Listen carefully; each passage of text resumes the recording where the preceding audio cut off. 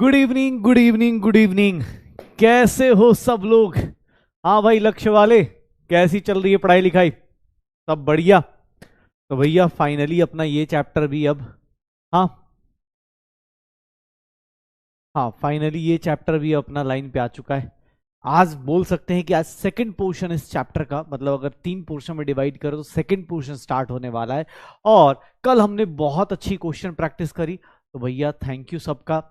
जो इस बैच में इतने शानदार बच्चे आप लोग जुड़े हुए हो यार, हमारा कॉन्फिडेंस तभी बढ़ता है जब आप लोग साथ सपोर्ट करते हो। लगता है कि हाँ भाई कर सकते हैं। ठीक है, तो कल क्वेश्चंस किया था नहीं, कल क्वेश्चंस कर लिया था। और हाँ, कल 15 तारीख से आपकी क्लासेस शायद 3 होने वाली है, शायद जहाँ तक मुझे पता है। बाकी आपको अभी नोटिफिकेशन आ जाएगा। हाँ हाँ, तो कल की क्लास का हैंगओवर खत्म हो चुका होगा। अपने को ये पता चल चुका है कि क्वेश्चंस करने, और जितने क्वेश्चंस कर सकते हैं उतने क्वेश्चंस करेंगे। हाँ, तो चलो, हमारे पास इलेक्ट्रोकेमिस्ट्री में जो हमने देखा है वो ये देख रखा है। हाँ, हमने ये देख रखा है इलेक्ट्रोकेमिस्ट्री में कि भैया हमारे पास कुछ चीजें आ गई हैं। क्या कि सर, इलेक्ट्रोकेमिकल सेल की कैसे कैसे कहानी होती है, किस तरह की चीजें चलती हैं, ये सब चीजें देख चुके हैं हम लोग।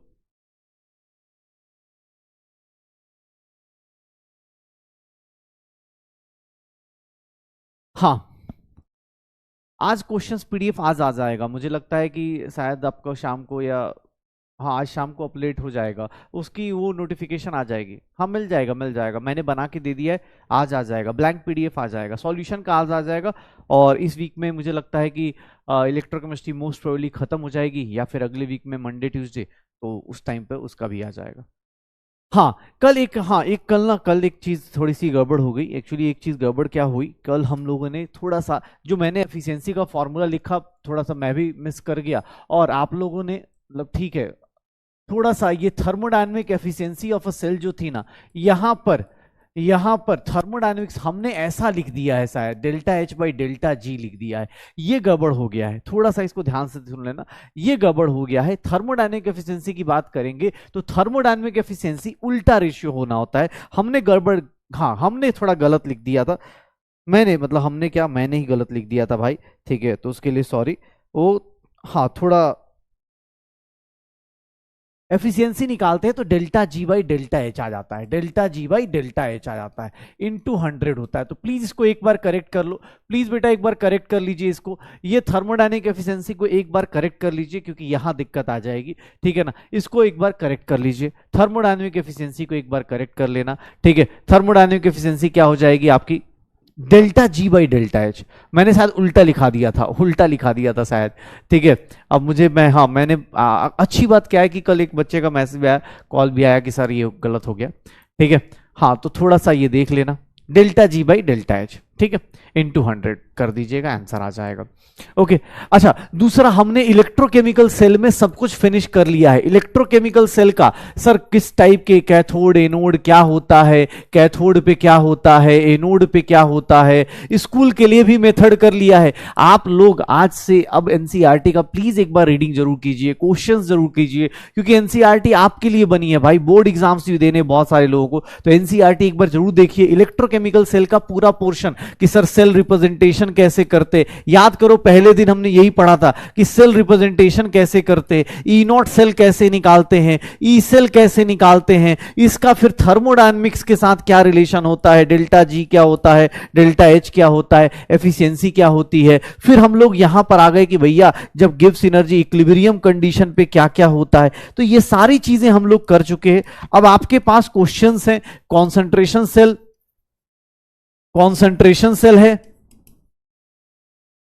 कॉन्सेंट्रेशन सेल के बाद हम लोगों ने क्या कर लिया था, सर गिब्स एनर्जी वाला, कंजर्वेशन वाला काम भी कर दिया है। तो ये सारी छोटी छोटी चीजें आप ऐड कर दीजिएगा, अपने नोट्स में ऐड कर दीजिएगा। ओके, तो चलो भाई अब शुरू करते हैं आज का नया टॉपिक। नया टॉपिक क्या है, आज केबीडी नहीं है, क्योंकि कल सिर्फ और सिर्फ क्वेश्चंस किए थे, तो आज क्वेश्चंस क्लास में जाके करेंगे। ओके, स्टेट बोर्ड वाले भी अपने स्टेट बोर्ड का बुक उठा के देखो भाई, जितना यहाँ कराया जा रहा है इससे कम ही होगा उसमें, ठीक है ना। हाँ, आराम से पढ़िए। अगर एनसीईआरटी आपके स्कूल में नहीं चलती या स्टेट बोर्ड में नहीं चलती, आप उस स्टेट का बोर्ड उठा के, स्टेट बोर्ड का कोई भी चैप्टर उठाइए, वहां से कर लीजिए, कोई दिक्कत नहीं। ओके, हाँ, एनसीईआरटी भैया नीट के लिए तो इंपॉर्टेंट है ही है। मेजोरिटी लोग, आई थिंक, मुझे लगता है हर एक स्टेट कहीं ना कहीं एनसीईआरटी बेस्ड ही होता है, थोड़ा बहुत ऊपर नीचे हो जाए तो आप उसके लिए कर लीजिएगा। हाँ, चलो, एनसीईआरटी में अब आप यहां तक के टॉपिक्स इलेक्ट्रोकेमिकल सेल पूरा खत्म कर सकते हैं। उसके बाद एनसीईआरटी में एक टॉपिक आता है, एंड दैट इज व्हाट आज हमारा ये टॉपिक है। आज हमारा ये टॉपिक है conductance of electrolytic solution. Electrolytic solution, देखो भाई, हम केमिस्ट्री में इलेक्ट्रोलाइट्स यूज करते हैं, इलेक्ट्रोलाइट्स यूज करते हैं, आईसीएससी वाले भी कर सकते हैं, ठीक है, कोई दिक्कत नहीं। एनसीईआरटी नीट के लिए तो कंपलसरी है ही है भाई। हाँ, कोई नहीं, कोई नहीं, बिहार बोर्ड वाले, जिसके जहां के भी, महाराष्ट्र बोर्ड, सब लोग एनसीईआरटी तो करना ही करना है भाई, सबके अपने अपने बोर्ड्स के कर सकते हो, ठीक है। चलो, तो मैं ये बोल रहा था इलेक्ट्रोलिटिक सॉल्यूशंस कैसे काम करता है, इलेक्ट्रोलाइट्स क्या होते हैं। हमने इलेक्ट्रोलाइट थोड़ा पहले भी पढ़ा। एक्चुअली देखो, हम लोग क्या करते हैं, हम कोई भी मैटर को लेते हैं, तो मैटर अगर कोई भी है तो मैटर को on the basis of their conductivity हम डिवाइड करते हैं कंडक्टर्स में। किस में डिवाइड करते हैं? कंडक्टर्स में। फिर डिवाइड करते हैं किस में? इंसुलेटर्स में। और इंसुलेटर्स के बाद हम लोग डिवाइड कर देते हैं सेमी कंडक्टर्स। आज के टाइम पे सेमी कंडक्टर आप सब लोग जानते हैं, पूरी दुनिया इस पे चल रही है, सेमीकंडक्टर, इंसुलेटर, कंडक्टर्स।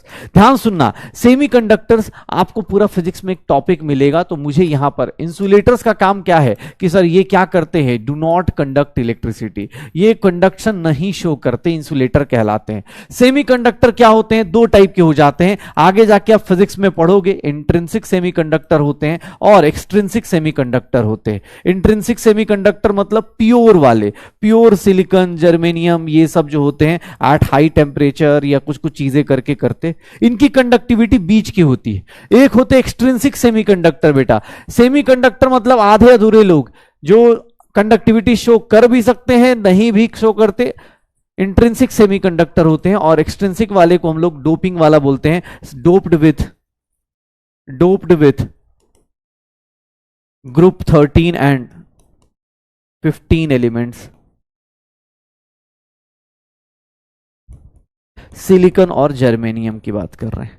ध्यान सुनना, ये देखना, अपने पास डोपिंग कर दी जाती है किसकी? सिलिकॉन और जर्मेनियम की। किसके साथ? ग्रुप 13 और 15 एलिमेंट्स के साथ।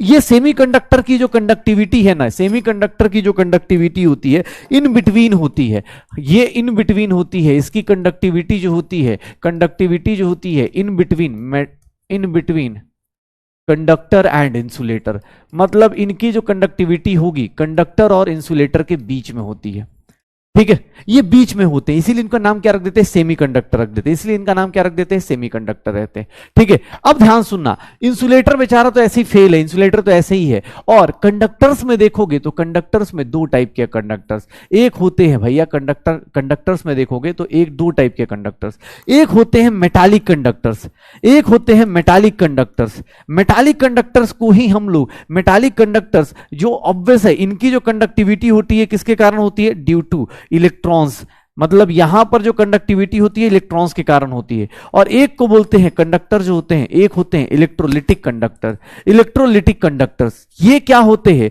तो सर इलेक्ट्रोलाइट्स बनाते हैं, मतलब इनका किसके कारण कंडक्टिविटी होती है? Due to ions. प्लीज साथ साथ में लिखते चलिएगा, ड्यू टू आयंस। मेरे पास टोटल, डोपिंग मतलब बेटा मिक्स करना, डोपिंग मतलब मिक्स करना, डोपिंग मतलब मिक्स करना, उसके साथ मिक्स कर दिया जाता है। मैटर तीन टाइप के on the basis of conductance, तीन टाइप के। एक हो गया कंडक्टर जो कंडक्ट करता है, इंसुलेटर जो नहीं करता है, और सेमीकंडक्टर जो इन बिटवीन होता है, इन दोनों के बीच में होता है सेमीकंडक्टर। सेमीकंडक्टर दो टाइप के, एक इंट्रिंसिक या प्योर सेमीकंडक्टर, मतलब सिलिकॉन जर्मेनियम की कंडक्टिविटी, और उसी को अगर किसी के साथ मिक्स कर दोगे ग्रुप 13 या 15 के साथ, तो उसकी कंडक्टिविटी बढ़ जाती है, उसकी कंडक्टिविटी क्या हो जाती है? बढ़ जाती है। तो उसको क्या बोलते हैं? एक्सट्रिंसिक सेमीकंडक्टर बोलते हैं। उसको क्या बोल देते हैं? एक्सट्रिंसिक सेमीकंडक्टर बोलते हैं। कंडक्टर क्या होता है? कंडक्टर रेजिस्टेंस कंडक्टेंस पढ़ा नहीं है? अच्छा, अभी नहीं पढ़ा, फिजिक्स में आएगा, फिजिक्स में पूछ लेना कंडक्टर क्या होता है। बेटा ये तो बहुत हाई फाई है, 9th में कैसे पास कर गए थे भाई? हाँ, देख लेना, मैं बोल रहा हूं कंडक्टर्स की बात कर रहा था, मेटालिक कंडक्टर्स की बात कर रहा था, इलेक्ट्रोलिटिक कंडक्टर्स की बात कर रहा था। प्लीज साथ साथ में लिखते चलना। प्लीज साथ साथ में लिखते जाओ। मेटालिक कंडक्टर्स और मेटालिक कंडक्टर्स और मेटालिक कंडक्टर्स और इलेक्ट्रोलिटिक कंडक्टर्स। एक सिंपल चीज याद रखिएगा, इलेक्ट्रोलिटिक कंडक्शन की बात करें तो इलेक्ट्रोलिटिक कंडक्शन में ये ध्यान से सुनिएगा, इसमें क्या होता है, आयंस होते हैं इसलिए कंडक्ट करता है। ये दो टाइप के ऑब्वियस है, इसमें शायद याद हो कुछ ऐसा पढ़ा था, स्ट्रॉन्ग इलेक्ट्रोलाइट्स होते हैं और एक हमने पढ़ा था वीक इलेक्ट्रोलाइट्स होते हैं। अब ये कहानी बेटा पूछो, स्ट्रॉन्ग इलेक्ट्रोलाइट्स क्या होते हैं, वीक इलेक्ट्रोलाइट्स को होते हैं, पूछो ना एक बार, पूछो क्या होते हैं। पता है मैं क्या दूंगा जवाब, already done, already studied solution में। इलेक्ट्रोलाइट्स दो टाइप के, स्ट्रॉन्ग इलेक्ट्रोलाइट्स, वीक इलेक्ट्रोलाइट्स। चलो ये मुझे बताओ अल्फा का कॉन्सेप्ट कहां आता है, अल्फा कहां यूज करते हैं, स्ट्रॉन्ग में यूज करते हैं या वीक में यूज करते हैं, चलो बताओ, स्ट्रॉन्ग में यूज करते हैं या वीक में यूज करते हैं, अल्फा का कॉन्सेप्ट कहां यूज करते थे, स्ट्रॉन्ग में यूज करते थे या वीक में होता है, जल्दी, हाँ स्ट्रॉन्ग में यूज करते थे या वीक में यूज करते थे, स्ट्रॉन्ग में यूज करते थे या वीक में यूज करते थे अल्फा का,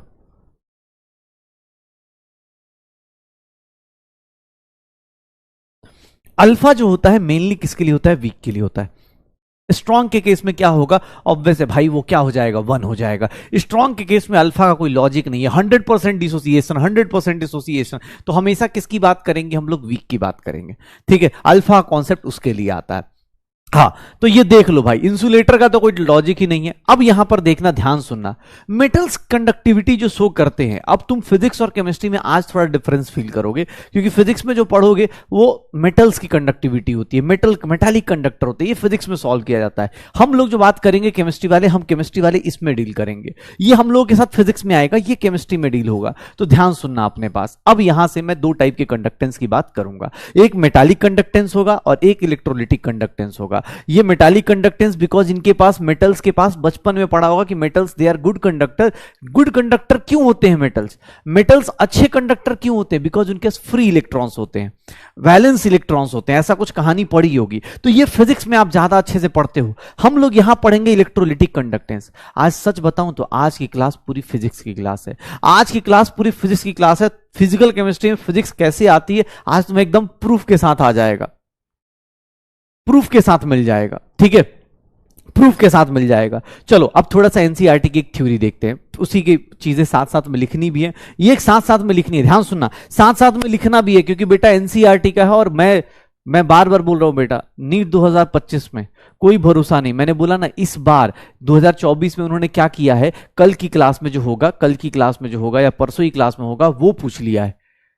अभी तक इधर वाला पोर्शन इस साल टच ही नहीं किया, तो अगले साल आपको पूरा चांसेस है, नीट 2025 में पूरे चांसेस है कि इधर से क्वेश्चन आए, तो प्लीज तैयार रहिएगा, थोड़ा सा अलर्ट मोड पे रहिएगा, इसीलिए थोड़ा सा थ्योरी देख लीजिएगा। एनसीईआरटी की थ्योरी है, क्या है एनसीईआरटी की थ्योरी, एक बात बताओ, टॉपिक का नाम अपना वही रहेगा, टॉपिक का नाम वही रहेगा, एक लाइन लिखी है, प्लीज देखना, एक लाइन लिखी है, इलेक्ट्रिकल कंडक्टेंस जो आप फिजिक्स में पढ़ते हो वो किसके, इलेक्ट्रिकल कंडक्टेंस थ्रू मेटल्स को हम लोग अलग अलग नाम देते हैं, is known as metallic conductance और इलेक्ट्रॉनिक कंडक्टेंस। ये किसके कारण हो रहा है, due to movement of electrons. ध्यान सुनना भाई साहब, due to movement of electrons. Electrical conductance जो होता है मेटल्स के थ्रू होता है, और किसके कारण होता है, due to movement of electrons. तुमसे एक सबसे इंपॉर्टेंट, ये फिजिक्स का सबसे ज्यादा पोर्शन आएगा, सर इलेक्ट्रॉनिक कंडक्टेंस किस पे डिपेंड करता है, प्लीज बेटा सुन लेना, क्योंकि ये क्वेश्चन अब आएगा तो आपको एग्जाम हॉल में ऑप्शंस टिक करने होंगे।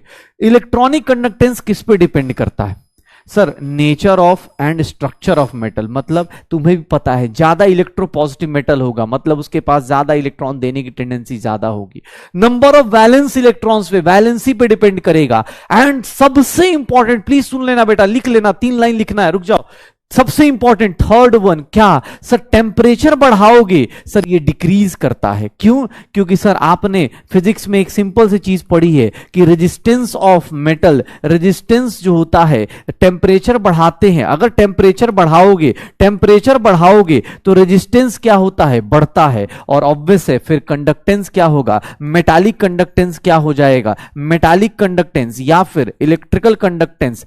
आप इलेक्ट्रिकल कंडक्टेंस की बात करेंगे तो ये क्या हो जाएगा, डिक्रीज हो जाएगा, क्योंकि रेजिस्टेंस बढ़ता है। याद रखिएगा, प्लीज सुनना ध्यान से, हाँ लिखना है भाई, लिखना है, इलेक्ट्रिकल कंडक्टेंस फटाफट लिखते चलो साथ साथ में, क्योंकि ये बोर्ड्स में भी आएगा प्लस यहां तो है ही है भाई, ऑब्वियस है एनसीईआरटी में है तो किस दिन ऑब्जेक्टिव में तो आना ही आना है, नोट करना है साथ साथ में करते चलिएगा, ठीक है। इलेक्ट्रिकल कंडक्टेंस थ्रू मेटल्स, अरे पहले वाला भी करना था भाई, ठीक है, पहले वाला भी करना था, जल्दी। हाँ आज फिजिक्स पूरी पढ़नी है।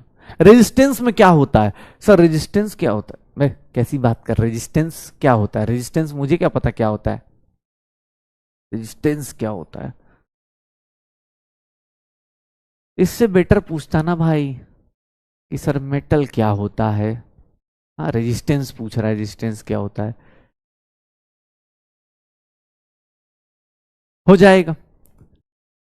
हाँ देखो भाई जिसके पास मॉड्यूल है लिख सकते हैं, एनसीईआरटी है आप लिखिए, नोट्स आपकी मर्जी है, देखो मैं बहुत ज्यादा नोट्स मेरे से कोई पूछेगी बहुत सुंदर नोट्स बनाने के तो मैं उस चक्कर में ज्यादा नहीं रहता हूं, ना मैं अपने टाइम पे था ना मैं आज भी रहता हूं, मुझे लगता है कि आपको बार बार रिवीजन करना है, आपको लगता है आपके पास नो मॉड्यूल है या एनसीईआरटी है आप उस पर साइड में ऐड कर सकते हो, ऐड कर लो। हाँ क्वेश्चंस जो प्रैक्टिस कर सकते हो भैया क्वेश्चन प्रैक्टिस कर लेना, नहीं तो दिक्कत आ जाएगी, क्वेश्चन प्रैक्टिस नहीं करोगे कुछ भी पढ़ लो, अब तुमसे क्वेश्चन ऐसे थोड़ी ना पूछेगा कि सर इंग्लिश का पैराग्राफ दे दिया पूछेगा बताओ कौन सा सही है कौन सा नहीं है, ऐसा नहीं होता ना, क्वेश्चन क्या पूछता है वो जानबूझ के लिख देगा। अभी आपको ये मैं साथ में पढ़ा रहा हूं तो आपको थोड़ा सा भी डिफरेंस नहीं पता चल रहा, हाँ हाँ मेटल का कंडक्टेंस मेटालिक कंडक्टेंस, इलेक्ट्रोलाइट्स का कंडक्टेंस इलेक्ट्रोलिटिक कंडक्टेंस, लेकिन अगर इसी पे क्वेश्चन पूछना चाहेगा ना भाई साहब मजा आ जाएगा, जब क्वेश्चन पूछा जाता है तब दिमाग में चलता है अच्छा हाँ यार ऐसे भी तो सोचना था कि अच्छा मेटालिक कंडक्टेंस इस पे डिपेंड करता है, ठीक है। ये देख लो मैंने तुम्हें बोला कि भाई कंडक्टर दो टाइप का, ये मेटालिक कंडक्टर है, ऑब्वियस फिजिक्स वाला रूल रहेगा इसके ऊपर कि मेटल में क्या होता है रेजिस्टेंस बढ़ जाता है, जैसे टेम्परेचर बढ़ाएंगे मेटल्स का रेजिस्टेंस बढ़ेगा कंडक्टेंस कम हो जाएगा, लेकिन यहां पर ऐसा नहीं होता, इलेक्ट्रोलिटिक कंडक्शन अलग होता है। इलेक्ट्रोलिटिक कंडक्शन में क्या होता है कि इलेक्ट्रोलाइट्स टूटते हैं, ध्यान सुनना रटना मत, इलेक्ट्रोलाइट्स टूटते हैं और वो कंडक्टिविटी शो करते हैं, इलेक्ट्रोलाइट्स टूटते हैं और वो कंडक्टिविटी शो करते हैं, तो ध्यान सुनना अपने पास। अरे भाई वैलेंस इलेक्ट्रॉन, वैलेंस इलेक्ट्रॉन मतलब आउटर मोस्ट में कितने इलेक्ट्रॉन्स हैं भाई, वैलेंस इलेक्ट्रॉन मतलब आउटर मोस्ट में जितने ज्यादा फ्री इलेक्ट्रॉन्स उतनी ज्यादा कंडक्टिविटी ज्यादा होगी, उतनी कंडक्टिविटी ज्यादा होगी। ध्यान सुनना याद रखना सबसे इंपॉर्टेंट बेटा, ये फिजिक्स वाला अब खत्म हो गया, अब केमिस्ट्री की बात कर रहा हूं, अगर आपकी इलेक्ट्रिसिटी किससे हो रही है, आयन से हो रही है, उस टाइप की इलेक्ट्रिसिटी को या उस टाइप की कंडक्टेंस को क्या बोलते हैं, इलेक्ट्रोलिटिक कंडक्टेंस या फिर आयनिक कंडक्टेंस। ऑब्वियस है भाई बोर्ड्स में भी ये डेफिनेशन आ सकता है, पूछ रहा है बोर्ड्स में आएगा, भाई एनसीईआरटी का है तो बोर्ड्स में भी आएगा ना भाई, ठीक है बोर्ड्स में भी आ ही जाएगा कि what is the difference between electrolytic and ionic conductance या ये सब चीजें देख लो। अगर आप आयंस के थ्रू इलेक्ट्रिसिटी कंडक्ट कर रहे हैं that is known as electrolytic या फिर आयनिक कंडक्टेंस। ये किस पे डिपेंड करता है भाई साहब, ये देखिएगा अगेन, यहां देखिएगा, यहां पर ऑब्वियस है आपने कौन सा इलेक्ट्रोलाइट डाला, नेचर ऑफ इलेक्ट्रोलाइट मतलब स्ट्रॉन्ग है या वीक है, सबसे पहली चीज किस टाइप का इलेक्ट्रोलाइट डाला, उससे जो आयंस प्रोड्यूस हुए, ध्यान सुनना, जो उससे आयंस प्रोड्यूस हुए और उनका जो हाइड्रेशन है सॉल्वेशन है वो कैसा है, मतलब कुछ होता है ना जो छोटा होता है बड़ा हो जाता है, हाइड्रेशन सॉल्वेशन इफेक्ट पड़ा होगा, जितना छोटा आयन होता है पानी में जाते उतना बड़ा बन जाता है क्योंकि वो क्या करता है पानी को अट्रैक्ट करता है। दूसरा सॉल्वेंट कैसा है और सॉल्वेंट की विस्कोसिटी कैसी है, सॉल्वेंट कैसा है और उसकी विस्कोसिटी कैसी है, सॉल्वेंट कैसा है और उसकी विस्कोसिटी कैसी है, कि किस टाइप के सॉल्वेंट में आपने डिसॉल्व किया है, पानी है कोई और है, उसकी विस्कोसिटी बढ़ाओगे डिक्रीज कर जाएगा conductance. Concentration of electrolyte, electrolytes की कॉन्सेंट्रेशन, जो इलेक्ट्रोलाइट आपने डाला वो कैसा है, उसकी कॉन्सेंट्रेशन कैसा है। एंड द लास्ट वन और सबसे इंपॉर्टेंट वन भाई साहब ये देखिएगा सबसे इंपॉर्टेंट वन, ध्यान सुनना बेटा, रुक जाओ लिखना मत अभी, रुक जाओ, टेम्परेचर बढ़ाओगे ये इंक्रीज करता है, कैसे सर, आयनिक कंडक्टेंस इंक्रीज करता है। याद रखना फिजिक्स में अगर क्वेश्चन पूछेगा, फिजिक्स में क्वेश्चन पूछेगा कि टेम्परेचर बढ़ाते हैं तो रेजिस्टेंस बढ़ता है कंडक्टेंस कम हो जाता है, लेकिन अगर केमिस्ट्री में आता है तो यहां पर हम इलेक्ट्रोलिटिक कंडक्टेंस की बात करते हैं, यहां पर बोलते हैं कि टेम्परेचर बढ़ाओगे, ध्यान सुनना, टेम्परेचर बढ़ाओगे, टेम्परेचर बढ़ाओगे काइनेटिक एनर्जी ऑफ मॉलिक्यूल्स क्या होगी, इंक्रीज होगी, काइनेटिक एनर्जी क्या होगी, काइनेटिक एनर्जी क्या होगी, इंक्रीज होगी, मतलब डिसोसिएशन ऑफ आयंस क्या होंगे, जल्दी होंगे, फास्ट होंगे, आयंस खूब डिसोसिएट करेंगे, तो ऑब्वियस है ना सर इलेक्ट्रोलिटिक कंडक्टेंस क्या होगा, इलेक्ट्रोलिटिक कंडक्टेंस क्या होगा, इंक्रीज करेगा। इलेक्ट्रोलिटिक कंडक्टेंस क्या होगा, इंक्रीज करेगा। याद रखना। विस्कोसिटी बेटा थोड़ा वेट करो यार, लिखवा दूंगा, अभी रुक जाओ, पहले मुझे पहले 4 पॉइंट बताने दो। मैंने बोला इलेक्ट्रोलिटिक कंडक्टेंस 5 मेजर चीजों पे डिपेंड करता है। आयंस के थ्रू इलेक्ट्रोलिटिक कंडक्टेंस करना है, मतलब आयंस जितना छोटा होगा उतना तेजी से मूव करेगा। अब पता चला, हाँ भाई एनसीईआरटी में ही है, एनसीईआरटी का ही लाइन है, मेरा लाइन नहीं है, इसलिए मैं एनसीईआरटी की पूरी लाइन उठा के लाया हूं। भैया नीट 2025 में अलर्ट मोड पे रहिएगा। मैं सच बता रहा हूं, पिछले 2 सालों से अलग अलग टॉपिक, मतलब इसके हमने जो फर्स्ट टॉपिक करा इलेक्ट्रोकेमिकल, उससे 2023 में क्वेश्चन आ गया।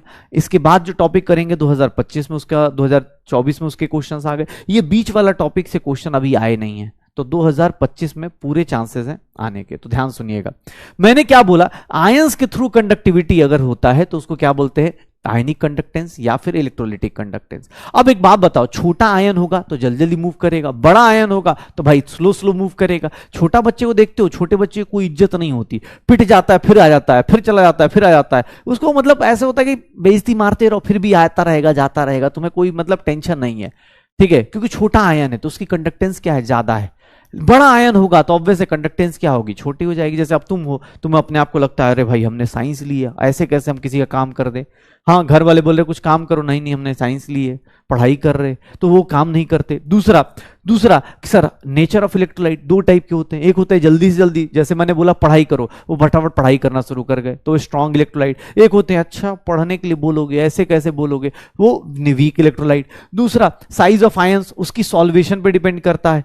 तीसरा नेचर ऑफ सॉल्वेंट, अब किस में फ्लोट कर रहे हैं, नेचर ऑफ सॉल्वेंट क्या है आपका, सॉल्वेंट का नेचर, मतलब जैसे अब तुम्हें मैं बोल रहा हूं, फिजिक्स वाले या केमिस्ट्री वाले बोल, तुमने देखा होगा, मतलब ऐसा कहना नहीं चाहिए लेकिन हाँ बायो के टीचर्स को देखा होगा बड़े कूल रहते हैं। क्यों? क्योंकि भाई उनके अंदर इतना न्यूमेरिकल आता नहीं है, ठीक है, बताना है कि हाँ यार ये चीजें होती हैं। हम लोग के साथ देखोगे फिजिक्स केमिस्ट्री के टीचर भड़कते रहते हैं। क्यों भड़कते रहते हैं? क्योंकि भाई तुम्हें समझा रहे होते हैं कि भाई सुन, ये सोच, मेरे साथ साथ सोच, मेरे साथ साथ ये सोचेगा तभी तेरा होगा। तो फिजिक्स केमिस्ट्री वाले थोड़े भड़कते रहते हैं। क्यों? क्योंकि उनको लगता है भाई अब ये तू नहीं सोचेगा कि टेम्परेचर बढ़ा रहे हैं तो काइनेटिक एनर्जी बढ़ेगी, मॉलिक्यूल जल्दी जल्दी वाइब्रेट करेगा, डिसोसिएट होगा आयन, कंडक्टेंस बढ़ जाएगा। तो थोड़ा भड़कते रहते हैं हम लोग, खासकर मतलब फिजिक्स केमिस्ट्री वाले ऐसे कि हाँ भाई ऐसे कैसे नहीं समझा, कैसे नहीं सोच रहा, ये नहीं सोचेगा। वहां पे क्या है कि हाँ भाई ये बता दिया कि देख भाई ये सेल होता है, ये अपना माइटोकॉन्ड्रिया है, तो तुझे पढ़ना है तो पढ़, और नहीं तो कोई बात नहीं, कोई और पढ़ के निकल जाएगा, ठीक है। हाँ, थोड़ा अलग हो जाते हैं हम लोग, तो इसलिए थोड़ा भड़कते रहते हैं, तो इसलिए हम लोग, तुम लोग झेल रहे होते हो तुम लोग, ठीक है ना, कि टीचर आया क्वेश्चन पे क्वेश्चन कराए जा रहा है, मतलब और क्वेश्चन कितने कराए, 20-30 ही कराए थे शायद, कल मुझे याद है 30-40 करीब कराए थे, उसमें भी आधे लोग रोते रहते हैं, ठीक है। हाँ, तो भाई ऐसा नहीं है बायो से ही भाई सिलेक्शन होता है, ऐसा कुछ नहीं है। बायो 50% ऑफ द सिलेबस है, तो मैं तो बहुत रेस्पेक्ट करता हूँ बायो की, भाई बायो के साथ मजाक नहीं, ठीक है। हाँ, नहीं भाई वाले टीचर किस बात पे भड़क गए, ऐसे कैसे भड़क गए यार, ठीक है, ऐसे कैसे। यहां पर अब सोच रहा है, यहां पर अब देख, अब यहां भड़कने का क्या होता है। अब मैं पढ़ा के ये बोल रहा हूं कि भाई डिसोसिएशन ऑफ आयंस बढ़े, अब कोई पूछ रहा है सर आयंस क्या होता है, सोच, मैं मतलब ये समझाने की कोशिश कर रहा हूं कि भाई ये चीजें हैं, देख आयंस डिसोसिएट जल्दी होंगे, क्यों? क्योंकि भाई तेरा टेम्परेचर बढ़ गया। अब टेम्परेचर बढ़ेगा तो सर ऑब्वियस है फोर काइनेटिक एनर्जी दोनों आयंस की बढ़ जाएगी, कैटायन एनायन की बढ़ जाएगी, तो कैटायन और एनायन दोनों भागेंगे एक दूसरे से दूर दूर, तो भाई डिसोसिएशन ऑफ आयंस बढ़ जाएगा। तो ऑब्वियस आयंस बढ़ा, आयंस ज्यादा हो गए तो ऑब्वियस इलेक्ट्रिसिटी कंडक्टेंस ज्यादा हो जाएगी, कंडक्टेंस बढ़ जाएगा। अब जैसे ही पीछे मुड़ के देखा, पता चला सर आयन क्या होता है, रिपीट रिपीट रिपीट, तो यहां आनी भड़क जाता है, क्योंकि उसको लगता है बड़ी मुश्किल से समझा रहा था, बड़ा फ्लो समझाया, अब पता चला ये चल रहा है, ठीक है, तो ये हो जाता है। देखो मैंने बोला फिजिक्स में आपको पूछा जाएगा तो फिजिक्स में आप जनरली मेटालिक कंडक्टेंस की बात करते हो, केमिस्ट्री में हम लोग कंडक्टेंस जो बात करते हो आयनिक कंडक्टेंस, इलेक्ट्रोलिटिक कंडक्टेंस, और हमारे इतने सारे फैक्टर्स हैं, अभी और भी फिजिक्स का भी फैक्टर कंबाइन कर दूंगा, लेकिन उससे पहले देखोगे अपने पास, ध्यान सुनना, मेरे पास 2 टाइप की कंडक्टेंस आई, कौन कौन सी, मेटालिक कंडक्टेंस और इलेक्ट्रोलिटिक कंडक्टेंस।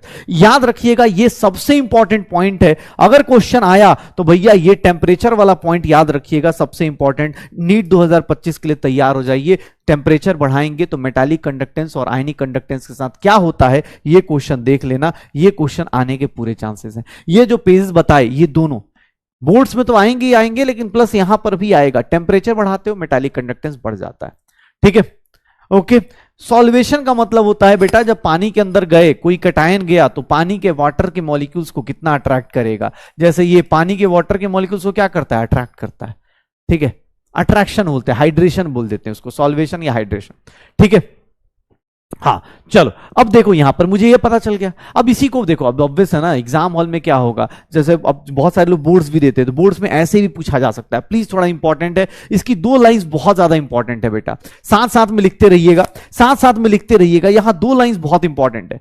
पहला लाइन तो आपको पता है कि सर ये due to flow of electron होता है और यहां due to flow of ions होता है, तो ये तो रिपीटेड लाइन है। लेकिन प्लीज बेटा यहां देखिएगा सबसे इंपॉर्टेंट लाइन, ये देखो जो डिफरेंस है, it involves no change in metals के अंदर केमिकल प्रॉपर्टीज में कोई चेंज नहीं होता। अगर मेटालिक कंडक्शन की बात करते हैं तो मेटालिक कंडक्शन में अगर आयरन कंडक्ट कर रहा है ना, तो ऐसा नहीं होगा कि आयरन टूट जाएगा, पिघल जाएगा। यहां पर सिर्फ और सिर्फ क्या होगा, गर्म हो जाएगा, ज्यादा से ज्यादा क्या हो जाएगा, गर्म हो जाएगा। आपने सुना होगा जब वायर जा रही थी, ज्यादा हाई वोल्टेज चली गई, पिघल के गिर जाती है, वायर जल गई, वायर फ्यूज उड़ गया। यहां सिर्फ और सिर्फ फिजिकल चेंज होगा, केमिकल रिएक्शन नहीं होता मेटालिक कंडक्शन में। लेकिन सर केमिस्ट्री वाले कंडक्शन में क्या होता है, केमिकल रिएक्शन इन्वॉल्व होती हैं, केमिकल रिएक्शन इन्वॉल्व होती हैं, ऑक्सीडेशन होता है, रिडक्शन होता है। तो यहां पर आप देखोगे, यहां पर जो कंडक्टिविटी होती है, यहां पर जो कंडक्टिविटी होती है वो कैसी होती है, फिजिकल एंड केमिकल चेंज के साथ होती है।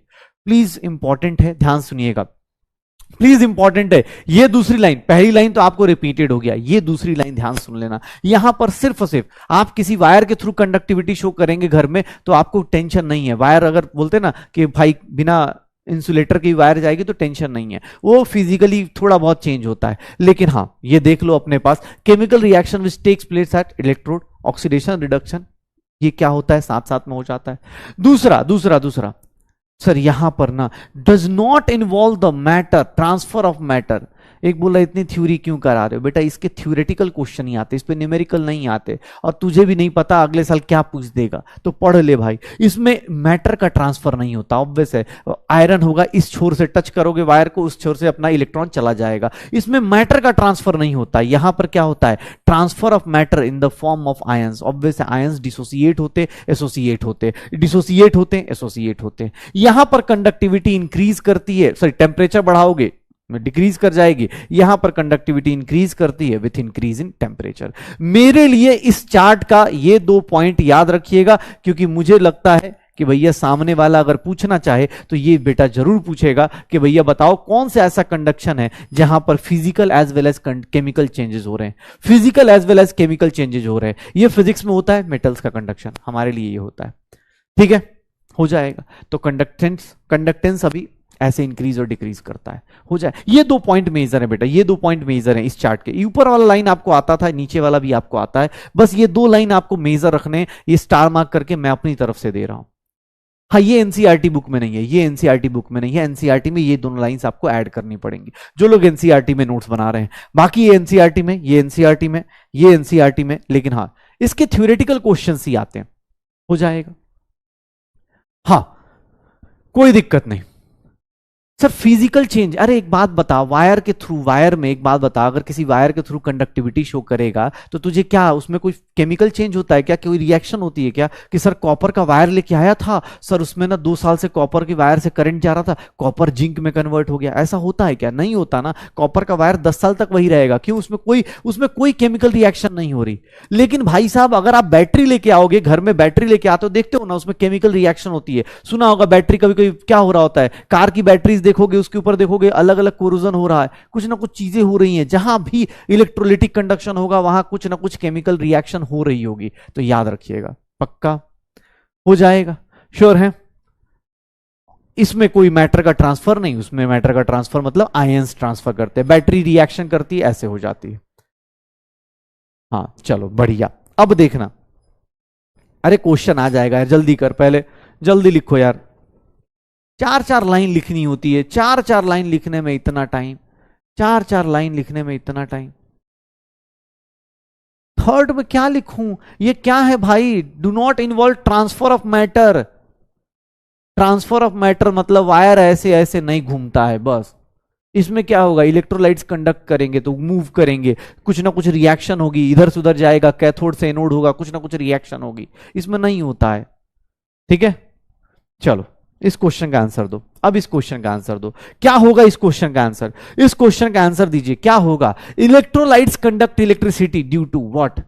Electrolytes conduct electricity due to what? क्या होगा? इलेक्ट्रोलाइट्स कंडक्ट इलेक्ट्रिसिटी किसके कारण?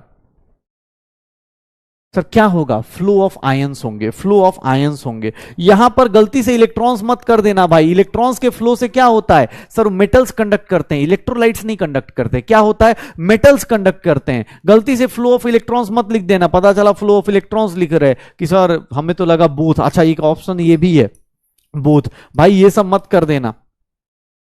एक ही ऑप्शन होगा, A is the correct option.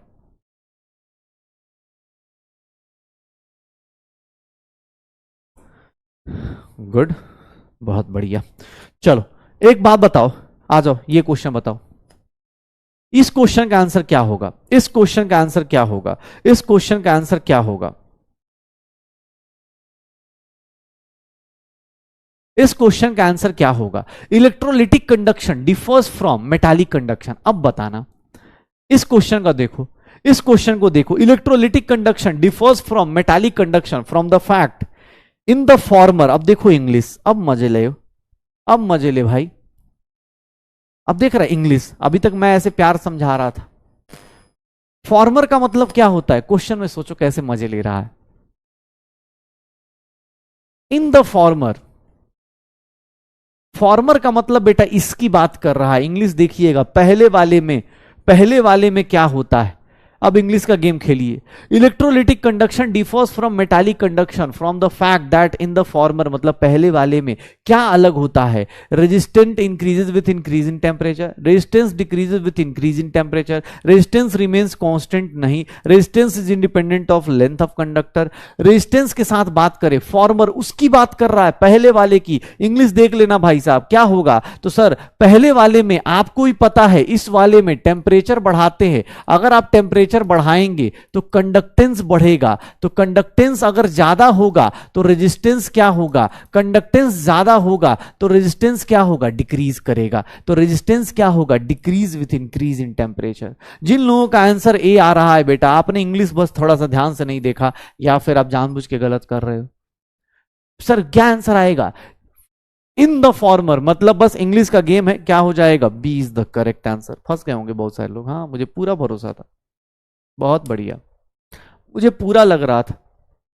हाँ मुझे पूरा भरोसा था, मुझे लग रहा था कि तुम यही करोगे, यही सब करोगे। रेजिस्टेंस, इंग्लिश, अरे सर अब क्या? अरे सर अगले साल, अरे सर, अरे यार क्वेश्चन तो कराया कराया सा था। ठीक है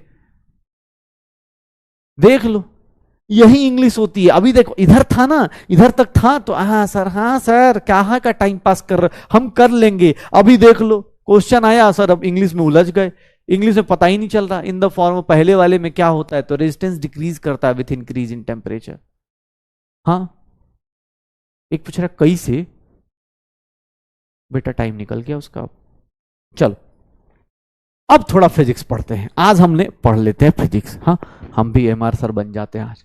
ए भैया फिजिक्स पढ़ा दें? चलो आज तुम याद क्या रखो, तुम भी क्या याद रखोगे, फिजिक्स पढ़ाएंगे तुम्हें आज।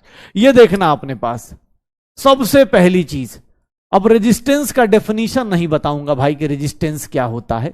रेजिस्टेंस अगर नॉर्मल आपसे कोई पूछेगा तो रेजिस्टेंस का मतलब क्या होता है, ठीक है ध्यान सुनना। रेजिस्टेंस का मतलब क्या होता है? रेजिस्टेंस का मतलब क्या होता है सर? रेजिस्टेंस अपने पास directly proportional to length of जो भी वायर रख लो या कंडक्टर रख लो, वायर क्यों लिख रहा हूं, कंडक्टर लिख लेता हूं, length of conductor, length of conductor inversely proportional to cross sectional area, cross sectional area यही लिखते हैं हम लोग शायद, क्रॉस सेक्शनल एरिया। देख लो भैया पूरा फिजिक्स पढ़ो आज, आज पूरा फिजिक्स पढ़ो।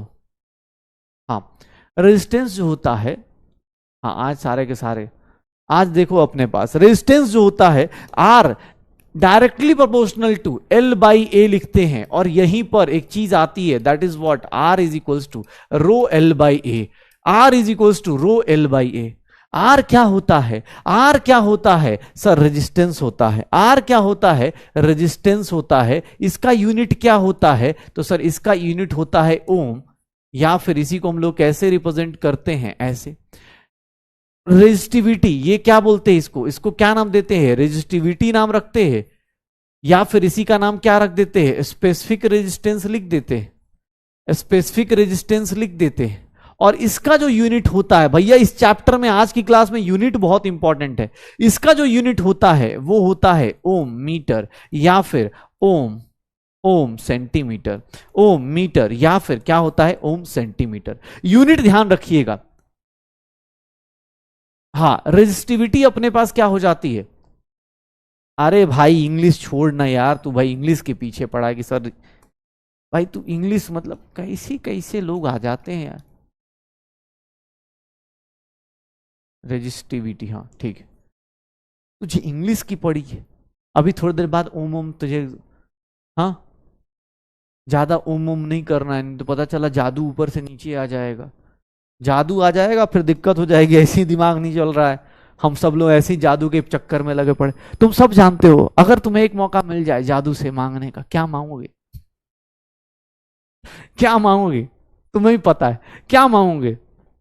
आधे से ज्यादा लोग तो पहले तो दिमाग मांगेंगे, सर हमें ऐसा दिमाग दे दो। जादू, जादू पूछेगा क्या चाहिए? दिमाग है तो सही, बोलेगा है तो सही, नहीं थोड़ा ज्यादा तेज चलने वाले, जैसे तुमने ऋतिक रोशन को बनाया था। सबके सब कोई पैसे वैसे नहीं मांगेगा। साइंस पढ़ने वाला आदमी सबसे पहले दिमाग मांगता है, बोलता भाई पहले दिमाग दो यार। हाँ, एक बोला सीट मांगोगे, यही तो छोटी सोच है। अबे सीट मिल भी जाएगी तो पास भी तो होना पड़ेगा एमबीबीएस में जाके। हाँ, एक बच्चा पुराने वाले 1 मूल रुपया मांगेंगे। हाँ ये जादू भाग जाएगा। जादू भाग जाएगा भाई, जादू भाग जाएगा। ठीक है, 1 मूल रुपया लोग मांगोगे भाग जाएगा। दिमाग मांगोगे तो सोचेगा भी, थोड़ा सा सोचेगा कि चल इससे बात करता हूं शायद कुछ समझ में आ जाए। 1 मूल रुपया मांगोगे भाग जाएगा। वो बोलेगा भाई साहब कहाँ से, ये स्टूडेंट है, सुधांशु सर का स्टूडेंट है, भाग जाएगा। ठीक है। ठीक है, अच्छा हाँ, दिमाग तो अपने पास था ही ना। पता चला जादू भी तुम्हें मोटिवेशन कर रहा है, जगा रहा है तुम्हें, देखो दिमाग तुम्हारे अंदर है, प्रैक्टिस करो। तुम बोलोगे ये तो हमारे रोज दिन टीचर करते रहते, बोलते रहते, तुम भी यही बोल रहे हो। ठीक है, तो रेजिस्टेंस देख लो अपने पास, rho L by A. L क्या है? लेंथ, ए क्या है? एरिया। ये हम बात कर रहे हैं। एक बात बताना था आप लोगों को कि अगर रेजिस्टेंस का रेसिप्रोकल करना है तो यहां पर एक वर्ड आता है that is known as conductance. ध्यान सुनिएगा, कंडक्टेंस। कंडक्टेंस को रिप्रेजेंट करते हैं जी से। कंडक्टेंस को कैपिटल जी से रिप्रेजेंट किया जाता है and that is nothing 1 upon resistance आता है। सुनिएगा भाई साहब, फिजिक्स की क्लास एंजॉय कीजिए। जी इज नथिंग 1/r। और मुझसे कोई पूछ दे इसका यूनिट क्या होता है, तो इसका यूनिट क्या हो जाएगा? ओम इनवर्स, या फिर इसी को हम लोग बोल देते हैं MHO, महो, या फिर इसी को हम लोग एक नाम दे देते हैं साइमंस नाम दे दिया जाता है, और इसी को कैपिटल S से रिप्रेजेंट किया जाता है। याद रखिएगा ये फॉर्मूला। सर रेजिस्टेंस का रेसिप्रोकल क्या होता है? रेजिस्टेंस का रेसिप्रोकल क्या होता है? सर रेजिस्टेंस का रेसिप्रोकल होता है कंडक्टेंस। रेजिस्टेंस का रेसिप्रोकल होता है कंडक्टेंस। ठीक है, हाँ, रेजिस्टेंस का रेसिप्रोकल होता है कंडक्टेंस। ठीक है, रेजिस्टेंस का रेसिप्रोकल होता है कंडक्टेंस। ठीक है, और उसी को उल्टा कर दोगे तो उसका यूनिट क्या होगा? बेटा प्लीज देख लेना, आज यूनिट का गेम बहुत है, मैं सच बता रहा हूं। अबे वो साइमन वो अलग था भाई, साइमन गो बैक। हाँ ठीक है, साइमन यही बात सुन के वो चला जाता है बेटा, तुम्हारा कॉन्सेप्ट घुसने की कोशिश करता है, बाहर चला जाता है। इसका रेसिप्रोकल क्या होगा? रेजिस्टेंस का रेसिप्रोकल कंडक्टेंस होगा। जी इज नथिंग 1/r हो जाएगा। अब मैं जैसे ही पेज पलटूंगा, ध्यान से देख लो, इसमें सब कुछ आता है ना भाई, एकदम हंसी हंसी में देख लो भाई, फिजिक्स की चीजें आती हैं। अब जैसे ही पेज पलटूंगा दिमाग, अब दिमाग जादू से मांगना पड़ रहा है। ठीक है, देख लो, महो या फिर siemens, MHO, ohm inverse siemens, ये हो जाएगा। हाँ पढ़ ले, चलो आगे चलते हैं। देखिएगा, एक होता है 1 अपॉन रेजिस्टिविटी। भाई इंग्लिश सही लिखना है, resistivity. One upon resistivity, that is known as, उसको हम लोग क्या बोल देते हैं, कंडक्टिविटी। और कंडक्टिविटी अपने पास केमिस्ट्री में केस रिप्रेजेंट करते हैं, केस रिप्रेजेंट करते हैं, इसको प्रोनाउंस करते हैं, प्रोनाउंस्ड एज कापा, प्रोनाउंस्ड एज, अबे कटप्पा नहीं बोलना है, कप्पा, ठीक है, हाँ, प्रोनाउंस्ड एज कप्पा, ठीक है, प्रोनाउंस्ड एज कप्पा, ठीक है। कंडक्टिविटी, या फिर इसी का नाम क्या रख देते हैं, इसी का नाम हम लोग क्या रख देते हैं, स्पेसिफिक कंडक्टेंस भी रख देते हैं, स्पेसिफिक कंडक्टेंस भी रख देते हैं, स्पेसिफिक कंडक्टेंस भी रख देते हैं, कंडक्टेंस का स्पेसिफिक कंडक्टेंस, ठीक है। हम इतनी मूवीज देख रहे हैं कि भैया मतलब हर एक चीज में कप्पा के बदले कटप्पा याद आ रहा है, तो याद रखना, जैसे याद हो जाए बस याद रखना कि रेजिस्टिविटी का उल्टा क्या होता है, कंडक्टिविटी, स्पेसिफिक कंडक्टेंस। चलो इसका यूनिट बताओ, चलो इसका यूनिट बताओ, यूनिट बताओ, इसका यूनिट क्या होगा, इसका यूनिट क्या होगा भाई साहब, इसका यूनिट क्या होगा, इसका यूनिट क्या होगा, इसका यूनिट क्या होगा। मैंने बोला 1/रो, मैंने बोला 1/रो इज नथिंग कापा, सर इसका यूनिट क्या होगा, यूनिट अगर बात करेंगे तो यूनिट क्या होगा sir, ohm inverse metre inverse, या फिर ओम इनवर्स सेंटीमीटर इनवर्स। ध्यान से देख लीजिएगा, इसको मैं ऐसे भी लिख सकता हूं साइमन मीटर इनवर्स, इसको मैं ऐसे लिख सकता हूं क्या, साइमन सेंटीमीटर इनवर्स। ध्यान से देख लेना भाई साहब, siemens metre inverse, siemens centimetre inverse, ये छोटे छोटे फॉर्मूलाज हैं जहां यूनिट्स का गेम होगा। अगर आपने रेजिस्टिविटी साइमन मीटर इनवर्स ले रहे हो, साइमन सेंटीमीटर इनवर्स ले रहे हो, दोनों में डिफरेंस है। यूनिट्स का ध्यान रखना क्योंकि आज का क्वेश्चन सिर्फ और सिर्फ यूनिट्स पे चलेगा, ठीक है, सिर्फ और सिर्फ, हाँ सिर्फ और सिर्फ यूनिट्स पे चलेगा, सिर्फ और सिर्फ यूनिट्स पे चलेगा, ठीक है। तो ये ओम इनवर्स और ओम सेंटीमीटर इनवर्स, हाँ ये हो जाएगा, siemens metre inverse, siemens centimetre inverse, ठीक है। ये कंडक्टिविटी आ गई, ये मेरे पास क्या आ गई, कंडक्टिविटी आ गई। तो चलो थोड़ा गेम खेलते हैं, फिजिक्स का गेम खेल लेते हैं। R is equals to rho L by A, R को क्या लिख सकता हूं 1/g, इसको क्या लिख सकता हूं सर, इसको ऐसा लिख सकता हूं, इन दोनों से यहां से मैं एक पॉइंट लिखूं, एक काम करूं सर, कंडक्टेंस का फॉर्मूला क्या लिख सकता हूं, क्या मैं ऐसा लिख सकता हूं। तो अब मैं मजे ले रहा हूं, सर आपको ये फॉर्मूला आता था, अब इस फॉर्मूले से आप इस फॉर्मूले में भी जा सकते हो, लिख लो, रट लो इसको भी। अबे रटना मत भाई, मजाक कर रहा हो, ये सब देख लो। कोई पूछे रेजिस्टेंस का फॉर्मूला ये होता है, तो कंडक्टेंस का फॉर्मूला क्या होता है, कंडक्टेंस का फॉर्मूला कुछ नहीं, ये देखना, कंडक्टेंस का formula kappa into A by L, kappa into A by L हो जाएगा, श्योर हो, हाँ। अरे महो इनवर्स भी लिख देना भाई, महो भी लिख सकते, लेकिन भाई अब महो महो उतना कौन करेगा, ठीक है, हो जाएगा। अब ये सब रटना मत, ठीक है, ये सब रटना मत, जी इज इक्वल टू के ए बाई एल, ये सब रट रहे कि अरे सॉरी एक फॉर्मूला दूसरा फॉर्मूला तीसरा फॉर्मूला, ये सब मत रटना भाई, कोई लॉजिक नहीं बनता है। तो ये देख ले भाई, कंडक्टिविटी का अपोजिट रेजिस्टिविटी, रेजिस्टिविटी का अपोजिट कंडक्टिविटी, दोनों का यूनिट्स देख लो। अब हर एक बैटरी के अंदर, हम लोग यहां बैटरी की बात करेंगे, तो बैटरी में क्या होता है सर, बैटरी में क्या होता है, इलेक्ट्रोड का लेंथ और उसका एरिया, क्रॉस सेक्शनल एरिया, ये दोनों क्या होते हैं इलेक्ट्रोड के अपने पास, उसको हम बोलते हैं, ध्यान सुनिएगा, सेल कांस्टेंट। सेल कांस्टेंट क्या होता है, that is known as G star, इसको हम लोग क्या बोलते हैं, जी स्टार। देख रहे हो हमारे यहां स्टार भी हैं, जी स्टार। हम लोग फिजिक्स से आगे चल रहे हैं, ठीक है, हम लोग फिजिक्स आगे चल रहे हैं, ठीक है, फिजिक्स आगे चल रहे हैं,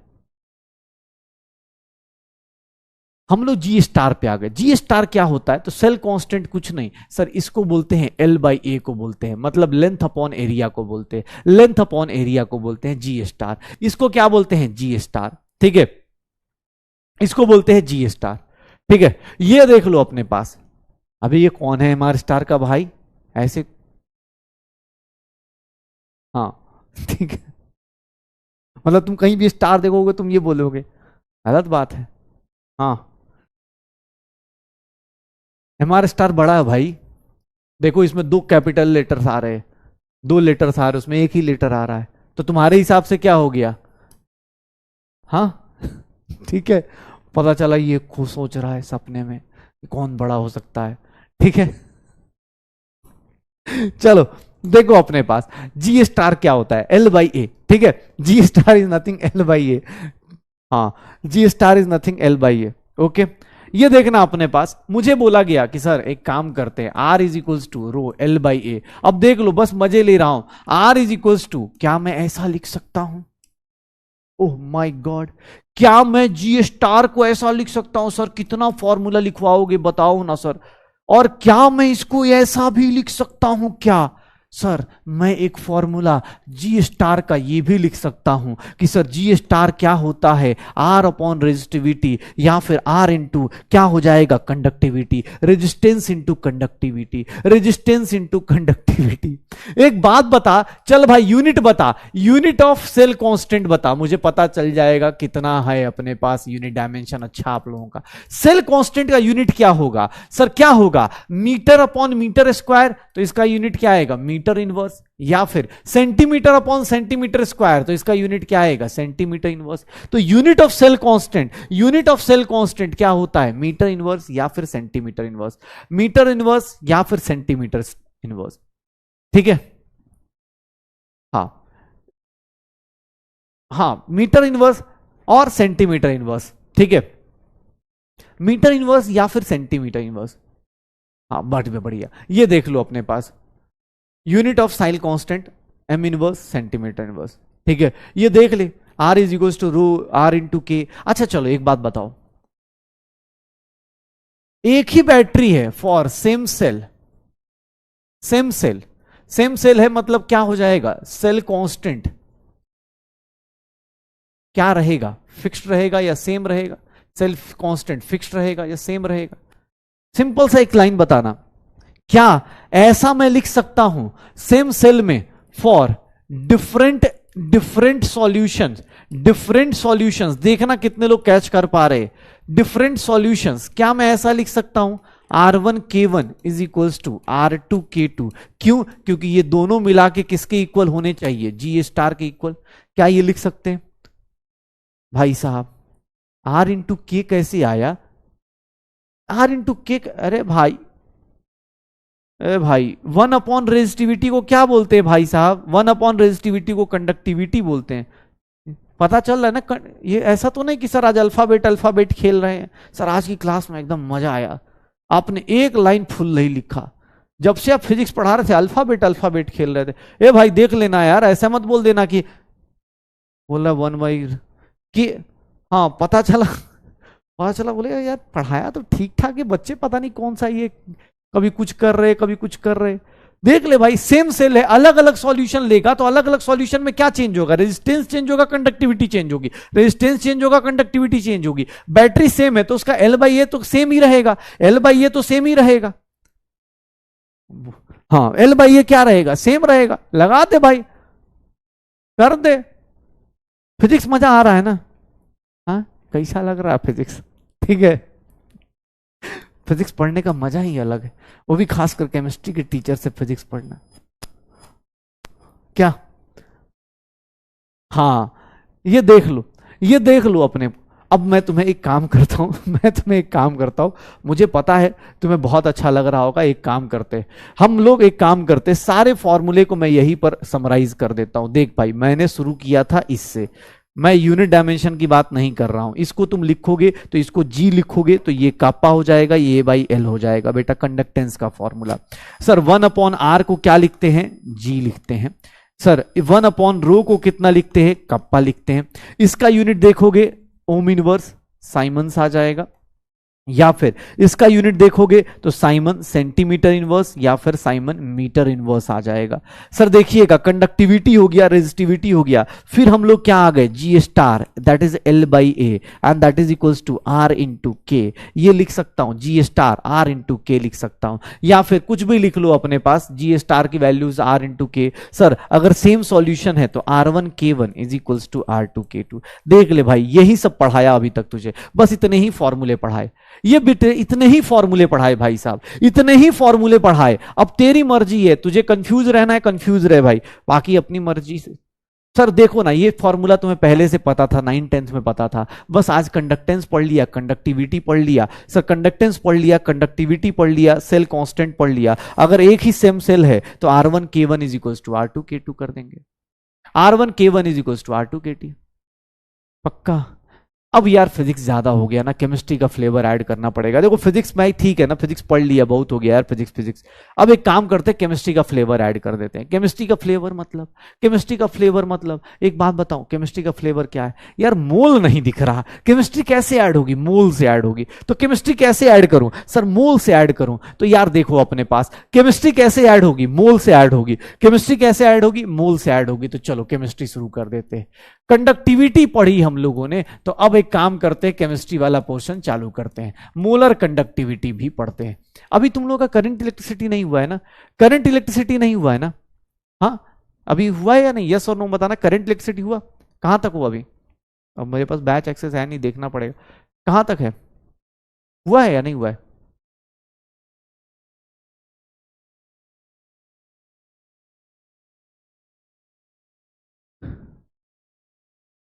नहीं हुआ है, ठीक है, चलो कोई बात नहीं। ठीक है, आप जब एनसीईआरटी जिस जो भी पढ़ेगा उसमें एक व्हीट स्टोन ब्रिज आएगा। मतलब व्हीट स्टोन ब्रिज कुछ नहीं भाई, अलग अलग ऐसे रेजिस्टेंस होते। अब यार ये चीज तुम फिजिक्स में अभी पढ़ोगे, व्हीट स्टोन ब्रिज, पोटेंशियोमीटर, ये सब। ये अगर इसका ratio R1/R2 is equals to R3/R4 अगर होता है, अगर ये रेशियो इक्वल होता है, अगर ये रेशियो इक्वल होता है, तो इसको हम लोग बोल देते हैं व्हीट स्टोन ब्रिज। इसको हम लोग पूरे सेटअप को बोलते हैं व्हीट स्टोन ब्रिज। ये फिजिक्स में अभी आता है, आपको करंट इलेक्ट्रिसिटी में आएगा। बस याद रखिएगा व्हीट स्टोन ब्रिज में होता क्या है, जैसे ही ये इक्वल होगा ना, ये R5 के through, current through R5, current through R5 zero हो जाएगा। ठीक है, करंट थ्रू R5 क्या हो जाएगा? जीरो हो जाएगा। क्यों? क्योंकि व्हीट स्टोन ब्रिज में क्या होता है, फिजिक्स का एक बेसिक रूल होता है कि भैया अगर इन दोनों लोगों का रेशियो इसके और इसके रेशियो के बराबर हो गया, R1/R2, R3/R4 अगर सेम रेशियो में हो गए, तो इसके बीच से करंट पास नहीं होगी। यहां पर अगर वोल्ट मीटर, आम मीटर कुछ भी लगाओगे, करंट पास नहीं होगी। ये मैंने इसलिए बताया क्योंकि कोई एनसीईआरटी अगर केमिस्ट्री का पढ़ेगा तो उसको ये दिख जाएगा। तो आप टेंशन मत लेना, रेजिस्टेंस में भी यही रेशियो हम लोग मेंटेन करते हैं। हमें किसी कंडक्टेंस, कोई बोलता है ना किसी सॉल्यूशन का रेजिस्टेंस कैसे निकाला, किसी भी सॉल्यूशन का रेजिस्टेंस केमिस्ट्री वाले कैसे निकालेंगे, तो हम लोग व्हीट स्टोन ब्रिज ही यूज करते हैं। हम लोग व्हीट स्टोन ब्रिज पे ही करते हैं। ठीक है, हाँ व्हीट स्टोन ब्रिज पे ही करते हैं हम लोग, बाकी कोई दिक्कत नहीं, छोड़ो। मोलर कंडक्टिविटी की बात कर रहे थे, लेमडा एम की बात कर रहे हैं। इसको देखो, मोलर कंडक्टिविटी को कैसे लिखते हैं? Lambda M. ध्यान सुनना, लेमडा एम देखना, मोलर कंडक्टिविटी क्या होती है? Lambda M. लेमडा एम क्या होता है? तो लेमडा एम देखना अपने पास, लेमडा एम का वैल्यू बड़ा सिंपल सा है, conductivity upon concentration, conductivity upon concentration. मतलब कंडक्टिविटी को divided by concentration, molar concentration से डिवाइड कर दो, मोलर कॉन्सेंट्रेशन से डिवाइड कर दो। सर कोई दिक्कत ही नहीं, मोलर कॉन्सेंट्रेशन से डिवाइड कर दो, कोई दिक्कत ही नहीं आएगी। कंडक्टिविटी तुम्हें भी पता है, कंडक्टिविटी किसमें था? साइमन सेंटीमीटर इनवर्स में था या फिर साइमन मीटर इनवर्स में था। ये किसमें था? तो सर इसको बोलते हैं मोल्स पर लीटर। यही होता है शायद, यही होता है ना, यही होता है। अरे भाई फिजिक्स मत पढ़ मेरे से, अभी अभी गॉस लॉ पढ़ रहा है, जो भी पढ़ रहा है, व्हीटस्टोन ब्रिज बस एक जान जाना है, क्योंकि फिजिक्स में पाओगे, अभी आएगा। लेकिन हाँ, केमिस्ट्री वाले बुक में अगर इलेक्ट्रोकेमिस्ट्री पढ़ोगे उसमें ये दिख जाएगा, तो डरना मत, वो इलेक्ट्रोकेमिस्ट्री में यही सेम चीज यूज करेगा। मैं बोल रहा हूं मोलर कंडक्टिविटी। अब थोड़ा चलो फिजिक्स छोड़ते केमिस्ट्री पे आते। कंडक्टिविटी अपॉन कॉन्सेंट्रेशन, दिक्कत क्या है यहां पर? दिक्कत पता है क्या है? इसकी यूनिट के साथ, धीरे यूनिट के साथ दिक्कत क्या है? यूनिट के साथ पता है क्या हो जाएगा? एक बात बताओ, कितने लोग ये लिख सकते हैं, कितने लोगों को ये आता है 1 लीटर इज 1000 सेंटीमीटर क्यूब? कितने लोग इसको लिख सकते हैं कि हाँ सर ये चीज मैं समझ सकता हूं, ये मुझे पहले से पता है? कितने लोग इसको लिख सकते हैं? सर लेमडा एम की वैल्यू निकालने जाओगे, के अपॉन कॉन्सेंट्रेशन का मतलब क्या होता है? N/V, के अपॉन N, ऊपर क्या चला जाता है, वॉल्यूम, लीटर वाला ऊपर चला जाता है। ध्यान से सुनना, यहां से अब दो फॉर्मूले, एक्चुअली इसका फॉर्मूला एक फॉर्मूला नहीं होता। आपसे कोई पूछेगा कंडक्टिविटी को, मोलर कंडक्टिविटी क्या होती है, K/C होती है, कंडक्टिविटी अपॉन कॉन्सेंट्रेशन होता है, नॉर्मल सा फॉर्मूला है। लेकिन दिक्कत क्या होती है कि जो यहां लीटर होता है ना बेटा, ये जो लीटर होता है इस मीटर और सेंटीमीटर से टकराता है, मीटर और सेंटीमीटर से टकराता है। कैसे, इसका यूनिट देख लो, इसका यूनिट क्या है सर, इसका यूनिट है साइमन सेंटीमीटर या फिर साइमन मीटर है, दो यूनिट्स हैं, तो इससे टकराएगा। तो इसी को हम लोग अवॉइड करने के लिए हम लोग क्या करते हैं, इसी को अवॉइड करने के लिए लैम्डा एम का दो फॉर्मूला बनाते हैं। ध्यान से देखिएगा, लैम्डा एम का दो फॉर्मूला कैसा बनेगा, लैम्डा एम का दो फॉर्मूला कैसा बनेगा। अगर कापा, अगर ये साइमन सेंटीमीटर में है, देन देखिएगा, देन लैम्डा एम का फॉर्मूला देखो, ये सेंटीमीटर में है तो ऑब्वियस है, लीटर को किस में कन्वर्ट करोगे, लीटर को किस में कन्वर्ट करोगे, सेंटीमीटर क्यूब में। लीटर को किस में कन्वर्ट करोगे, सेंटीमीटर क्यूब में। और कॉन्सेंट्रेशन, वॉल्यूम को वॉल्यूम ही रहने देंगे, कॉन्सेंट्रेशन, लैम्डा एम का वैल्यू क्या आ जाएगा, ये आ जाएगा। लैम्डा एम का यूनिट क्या हो जाएगा, इसका यूनिट क्या हो जाएगा, Simon centimetre square mole inverse. अगर यही कापा, ध्यान से देखना सर, फॉर्मूला एक ही है, बट अगर कापा का यूनिट, इसीलिए चैप्टर में बोला आज यूनिट बहुत ज्यादा इंपॉर्टेंट है, फिजिक्स का यूनिट डायमेंशन भैया आज बहुत ज्यादा इंपॉर्टेंट है। यहां पर देखोगे तो यहां पर लैम्डा एम का वैल्यू क्या आ जाएगा सर, वॉल्यूम कहां होगा, लीटर में। एक लीटर की वैल्यू कितनी होती है, 1/1000। तो कोई भी वॉल्यूम हो सर, कापा नीचे क्या आ जाएगा, 1000।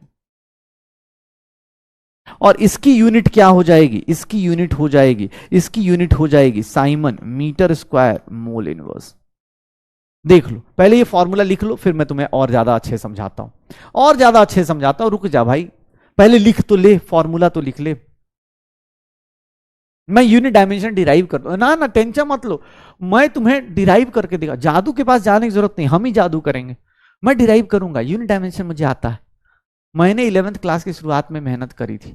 मैं यूनिट डायमेंशन डिराइव कर दूंगा, कोई दिक्कत नहीं। पूछ रहा वॉल्यूम कहां गया, बताता हूं भाई, रुक जा। अबे वॉल्यूम तो यही रहेगा, तो समझाने के लिए कि लीटर का यूनिट ऊपर आ रहा है, वॉल्यूम तो N/V, वॉल्यूम तो वही रहेगा। वॉल्यूम को लीटर से सेंटीमीटर क्यूब में कर। हाँ हाँ बेटा, नहीं समझ में आया, मैं समझाऊंगा, बस लिख तो लो, फॉर्मूला लिख लो, क्योंकि फॉर्मूला दोबारा नहीं लिखूंगा। हाँ हाँ, डन डन। इतनी बड़ी चीज यूनिट डायमेंशन की बता दी, बताओ यार, अभी बताता हूं, रुक जाओ रुक जाओ। ठीक है, लिख लिया भाई, ये देख लेना, जो भी क्वेश्चन यूज करोगे, जितने भी न्यूमेरिकल्स यूज करोगे, सर नॉर्मल फॉर्मूला क्या होता है, K/C। न्यूमेरिकल्स के लिए आपको इन दोनों फॉर्मूले में से किसी एक को पकड़ना पड़ेगा, इसीलिए यूनिट बहुत ज्यादा इंपॉर्टेंट है इस चैप्टर में। आपको हंसी मजाक में बोल रहा हूं, यूनिट बहुत ज्यादा इंपॉर्टेंट है। देखना कैसे आया, कैसे आया, lambda M is equals to K/C लिखा था आपने, आपने धोखाधड़ी किया हमारे साथ। आपने बोला कि कापा की वैल्यू अगर वो साइमन सेंटीमीटर में दिया है तो लैम्डा एम कैसे निकालेंगे, सुनिएगा भाई साहब, जो लोग भी सुन रहे हैं। सर इसका देखिएगा ध्यान से, इसका यूनिट क्या लिखेंगे, साइमन सेंटीमीटर। इसका यूनिट क्या लिखेंगे, फॉर्मूला कैसे आया, देखिएगा, मोल्स पर लीटर लिखेंगे, मोल्स पर लीटर लिखेंगे। सुनिएगा ध्यान से, मोल्स पर लीटर लिखेंगे, यूनिट लिख सकते हैं। यूनिट डायमेंशन तो बेटा जानते हो कि गया, सर यूनिट डायमेंशन भी नहीं आता बेटा। इसका यूनिट साइमन सेंटीमीटर इनवर्स, इसका यूनिट लिख दो moles per litre. Concentration put किया, मैं वॉल्यूम वॉल्यूम छोड़ दो, तुम्हारे लिए एकदम लॉजिक से। कॉन्सेंट्रेशन को क्या लिख दूंगा, मोल्स पर लीटर, ठीक है। लैम्डा एम क्या हो जाएगा, ये देखिएगा, लड़ाई किस बात की थी कि लीटर ऊपर आ जाएगा, पर लीटर है तो ऊपर चला गया, और ये नीचे आ गया मोल। सर लीटर का वैल्यू क्या होता था, 1 लीटर का वैल्यू क्या बताए थे हम, 1 लीटर का मतलब क्या बताए थे, 1000 सेंटीमीटर क्यूब लिखे क्या। सर 1 लीटर की वैल्यू को क्या लिख देंगे, 1 लीटर, देखिएगा ये तो कापा ही रहा, ये कापा ही रहा, साइमन सेंटीमीटर इनवर्स, और ये क्या हो गया 1000 times centimetre cube divided by mole लिख सकता हूं।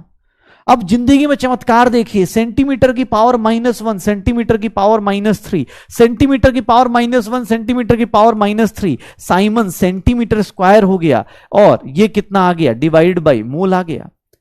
ये कितना आ गया, इसीलिए लेमडा एम का यूनिट क्या लिखा हम लोगों ने, Simon centimetre square mole inverse.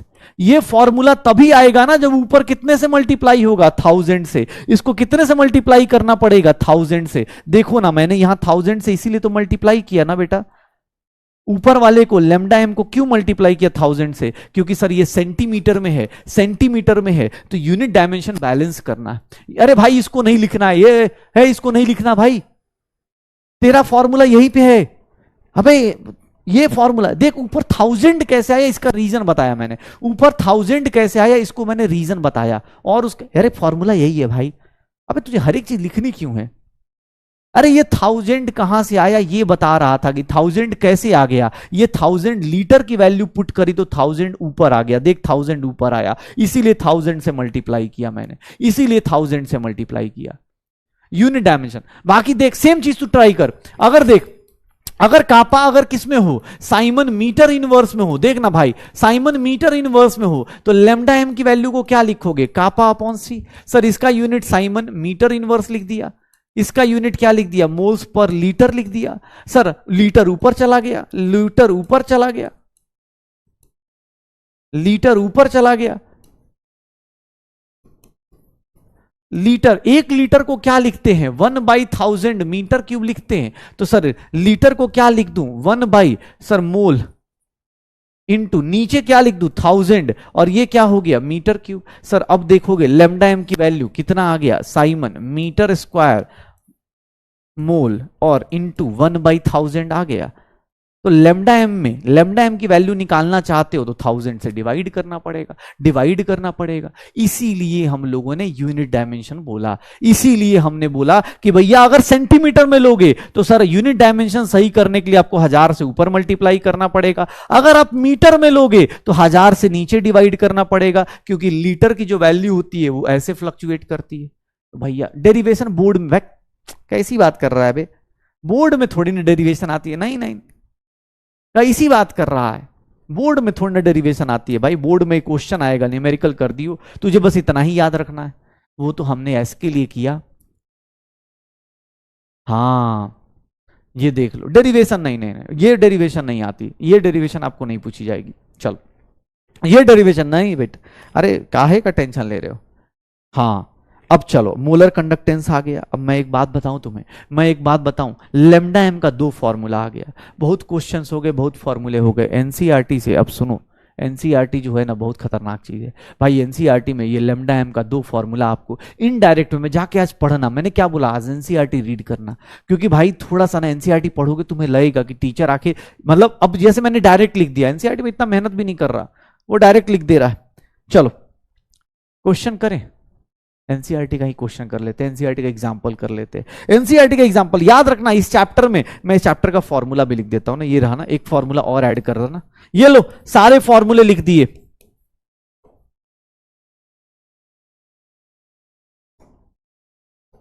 ये ले भाई, जिसको भी फॉर्मूला चाहिए सारे फॉर्मूले लिख दिए।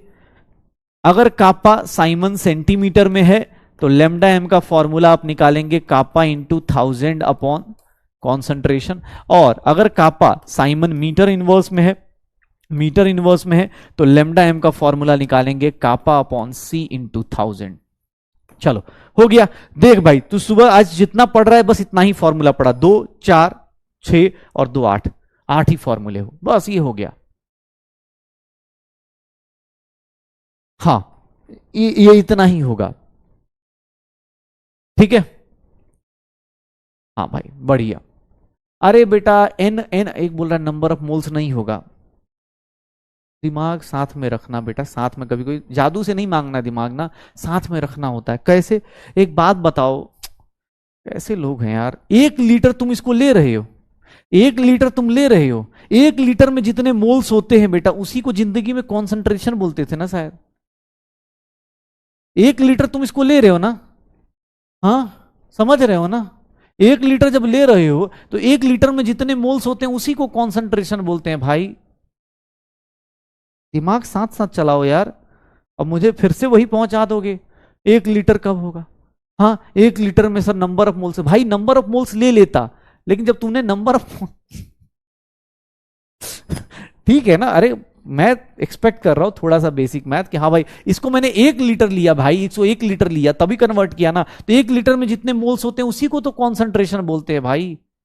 हाँ हो गया।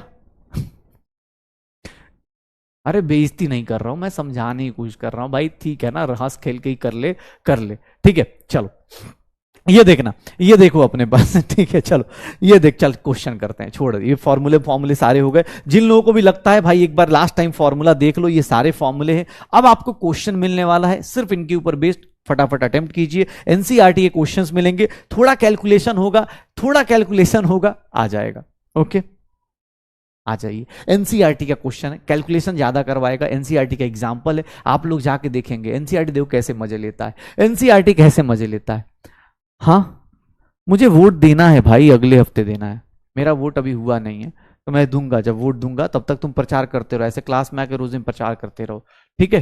हाँ हाँ जितवा देंगे, जिसको भी तुम बोलोगे जितवा देंगे, ठीक है। एनसीईआरटी का ये क्वेश्चन है। कैसे लोग आ गए यार तुम, हमें लगा ये सब चीजें पार्टी पॉलिटिक्स उधर होती है, तुम यहां भी आके बैठे हुए हो।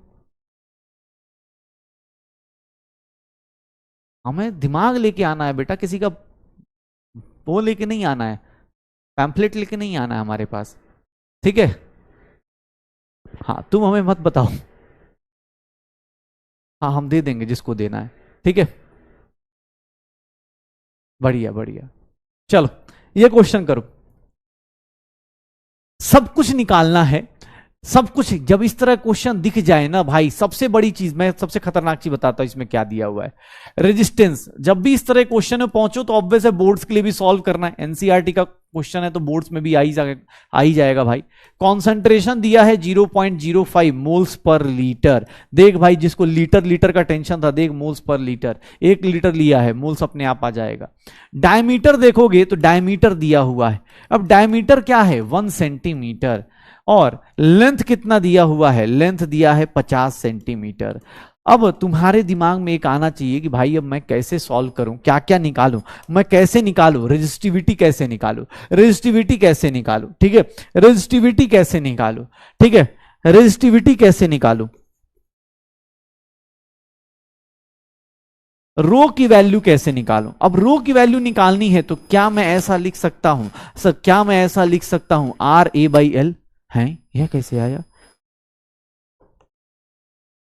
इसको इधर ले जाऊंगा, इसको इधर ले जाऊंगा, हाँ ये देख रहे हो इधर चला जाएगा तो RA/L आ जाएगा। अब एरिया कैसे आए सर, एरिया कैसे आए, तो एरिया कैसे आएगा सर, रेडियस कितना आ जाएगा, रेडियस कितना आ जाएगा, डायमीटर का हाफ कर दूं, डायमीटर का हाफ कर दूं, एरिया कितना आएगा, तो देखना अपने पास रेडियस कितना है 5.55 इंटू 10⁻³ एरिया कितना होता है, तो सर यहां पर लिखा हुआ है डायमीटर लिखा है, नॉर्मली वायर जो होगा अपने पास हम लोग क्या ले लेंगे सर, ये πr², r की वैल्यू कितनी है 1/2 का whole square, divided by length कितना लेना है, लेंथ कितना हो गया 50 सेंटीमीटर। रेजिस्टिविटी का यूनिट क्या आएगा, रेजिस्टिविटी का यूनिट क्या आएगा ओम, ये सब कुछ सेंटीमीटर में ले रहा हूं तो ओम सेंटीमीटर। सॉल्व करो आंसर आएगा, कितना आ जाएगा, सॉल्व करेंगे कितना आ जाएगा,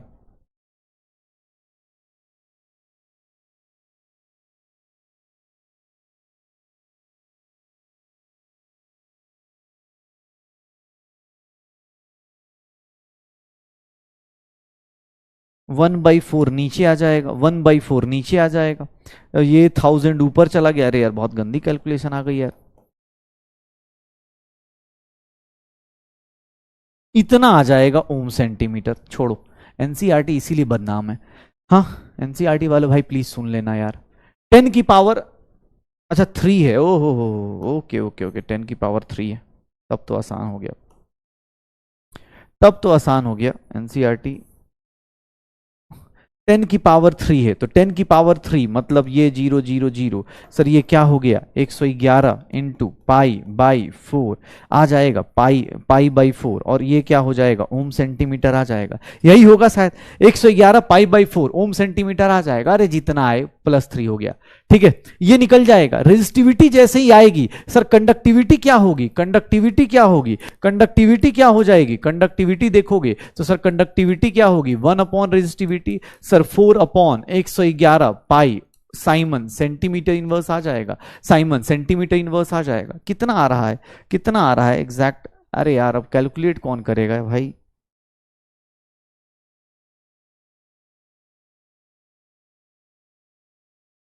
एक सौ ग्यारह पाई डिवाइड बाई 4,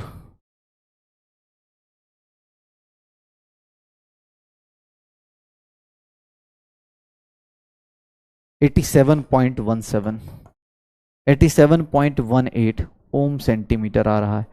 और इसको कैलकुलेट करूंगा तो कापा की वैल्यू 1 अपॉन 87.18, अरे हमारा न्यूमेरिकल इजी आएगा भाई, 0.0114 आएगा, दैट इज 1.14 इंटू 10 की पावर -2 इंटू 10 की पावर -2 साइमन सेंटीमीटर इनवर्स आ जाएगा। तो कापा आ गया, कापा आ गया, हाँ 87.17, 87 पॉइंट जो भी 18 आ रहा है, कापा की वैल्यू आ गई, कापा की वैल्यू आ गई। अब मुझे बोला गया कि सर मोलर कंडक्टिविटी निकालो, तो लेमडा एम में कौन सा फॉर्मूला यूज करूंगा, चलो मुझे बताओ, ऊपर 1000 या नीचे 1000, ऊपर 1000 या नीचे 1000, मुझे लेमडा एम का यूनिट बताओ, लेमडा एम में ऊपर 1000 से मल्टीप्लाई करूं या फिर नीचे 1000 से मल्टीप्लाई करूं, लेमडा एम में किससे मल्टीप्लाई करूंगा, किससे मल्टीप्लाई करूंगा, किससे मल्टीप्लाई करूंगा, जल्दी जल्दी कैसे मल्टीप्लाई करूंगा सर, पाई कहां से आया,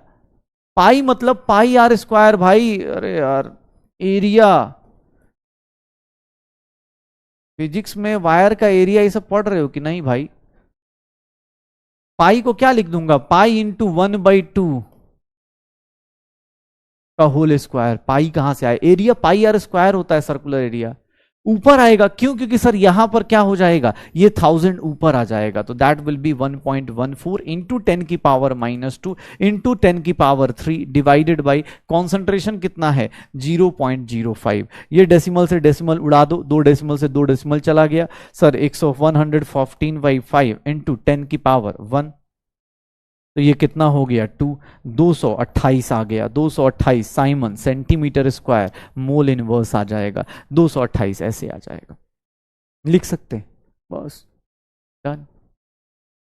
ऊपर 1000 से मल्टीप्लाई किया क्योंकि हमारा सेंटीमीटर में, कापा किस में था, सेंटीमीटर में था, तो देख लो भैया एनसीईआरटी का ये क्वेश्चन, एनसीईआरटी का ये क्वेश्चन एग्जाम हॉल में अच्छा क्वेश्चन देना हो तो ऐसे भी दिया जा सकता है, वो जानबूझ के डायमीटर दिया था ताकि आप रेडियस निकालो, रेडियस से एरिया आएगा, रेडियस से एरिया आएगा, नॉर्मली हम लोग क्या मानते हैं, सर्कुलर मानते हैं ना भाई, कोई भी अगर सिलेंडर सिलेंडर भी होगा तो नीचे का बेस क्या होगा, सर्कुलर, तो एरिया क्या आएगा पाई आर स्क्वायर, लेंथ दिया हुआ है, सब कुछ हमने सेंटीमीटर में लिया है, हमारा आंसर सब कुछ सेंटीमीटर में, ऊपर क्या आएगा 1000 से मल्टीप्लाई आ जाएगा, हाँ 1000 से मल्टीप्लाई आ जाएगा। एनसीईआरटी में भाई कैलकुलेशन होती है इसीलिए मैंने कैलकुलेटर यूज कर लिया, लेकिन एनसीईआरटी की एक अच्छी बात पता है क्या है कि भैया एनसीईआरटी के क्वेश्चन डायरेक्ट और इनडायरेक्ट वे में, डायरेक्ट मतलब डायरेक्ट और इनडायरेक्ट पूछे ही जाते, डायरेक्ट और इनडायरेक्ट पूछे ही जाते, ठीक है। पाई की वैल्यू 3.14 पुट कर लो ना भाई, पाई की वैल्यू 3.14 पुट करके देख लो, अपने पास आ जाएगा, पाई की वैल्यू 3.14 पुट कर लो, 22/7 पुट कर लो, आ जाएगा। एक क्वेश्चन दूं, हाँ एक क्वेश्चन दूं एनसीईआरटी का, चलो ये एनसीईआरटी का है, इसके तो चांसेस ज्यादा होंगे, चलो आ जाओ इस क्वेश्चन को करके दिखाओ, ये भी एनसीईआरटी का क्वेश्चन है, क्वेश्चन करके दिखाओ। और मैं सच बता रहा हूं, नीट 2025 जाने वाले हो ना, नीट 2025 में इस तरह के लैंग्वेज वाले क्वेश्चंस मिल जाएंगे, आप फॉर्मूला देखो, एक लाइन का क्वेश्चन है, लेकिन हाँ देखोगे डेटा भाई साहब, ये देखो क्या होगा, मोलर कंडक्टिविटी निकालनी है, अब ज्यादा लोग अपने पास दिमाग लगाएंगे, ये एनसीईआरटी के एक्सरसाइज का क्वेश्चन निकालिए, कापा अपॉन सी, ऊपर किससे मल्टीप्लाई करेंगे 1000 से, अब एग्जाम हॉल में पता है क्या होगा, थॉट आएंगे कि k/c कर देते हैं, फिर याद आएगा अच्छा नहीं यार सेंटीमीटर में ऊपर करना था कि नीचे, अगर आपने प्रैक्टिस नहीं किया तो एग्जाम हॉल में जाके इसी में कंफ्यूज हो जाओगे कि भैया करना क्या था, ये देख लो 0.0248 इंटू ऊपर क्या करा 1000 डिवाइडेड बाई 0.20, ये देख ले भाई, 2 डेसिमल नीचे का और 4 डेसिमल ऊपर का, तो नीचे कितना आ गया 2 डेसिमल, 2 जीरो आ गए। ये देख कितना हो गया 124 siemens centimetre square mole inverse आ जाएगा। ये क्वेश्चन तो एनसीईआरटी का आ ही सकता है, ये क्वेश्चन तो एनसीईआरटी का आ ही सकता है। एनसीईआरटी को हम ठीक है बदनाम कर देते हैं कि अरे भाई उसका न्यूमेरिकल वो है घटिया सा है, लेकिन ये सब क्वेश्चन तो आएंगे ही आएंगे भाई। और एनसीईआरटी तुम्हें लगता हो ना कि एनसीईआरटी से क्वेश्चन नहीं आते, तुम्हें लगता हो सर एनसीईआरटी क्वेश्चन क्यों करवा रहे हैं, एक काम करना इलेक्ट्रोकेमिस्ट्री का ना, इलेक्ट्रोकेमिस्ट्री का एक्सरसाइज का लास्ट में जाना, एक्सरसाइज के मतलब एक्सरसाइज खोलोगे उसके लास्ट वाले पेज पे जाना और इस साल का पेपर खोल के देखना, डायरेक्ट ना 3 क्वेश्चन पूछ रखे, डायरेक्ट उसके 3 क्वेश्चन पूछ रखे। एनसीईआरटी की ये पावर होती है, ये है एनसीईआरटी की पावर। आइए फिर से अगेन एनसीईआरटी का क्वेश्चन है, करिए अगेन एनसीईआरटी क्वेश्चन है 2025 में आपका इंतजार करेगा ये नीट के पेपर में, नीट के पेपर में एनसीईआरटी का ये क्वेश्चन ये सब इंतजार करेगा। लैंग्वेज पढ़िए, लगेगा पता नहीं क्या क्या दिया हुआ है और सॉल्यूशन निकालेंगे, 1 लाइन का सॉल्यूशन आता है, 1 लाइन का सॉल्यूशन आता है। जल्दी क्या होगा, इन टेक्स्ट में नहीं बेटा, एक्सरसाइज में जाना, एक्सरसाइज में जाना मिल जाएगा। क्या होगा, resistance of a conductivity cell, क्या निकालना है, सेल कांस्टेंट निकालना है, सेल कांस्टेंट जी स्टार निकालना है। जी स्टार या तो ऐसे निकाल सकते हैं नहीं तो ऐसे निकाल सकते हैं, लेकिन एग्जाम हॉल में इतना याद रहे तब तो, अदरवाइज पता चला कुछ और ही सोच रहे हैं कि सर कॉन्सेंट्रेशन दिया है, जी स्टार निकालना है, रेजिस्टेंस दिया है, कितना दिया है 1500 ओम दिया है, कापा की वैल्यू कितनी दी है सर 0.146 इंटू 10 की पावर -3 दी हुई है।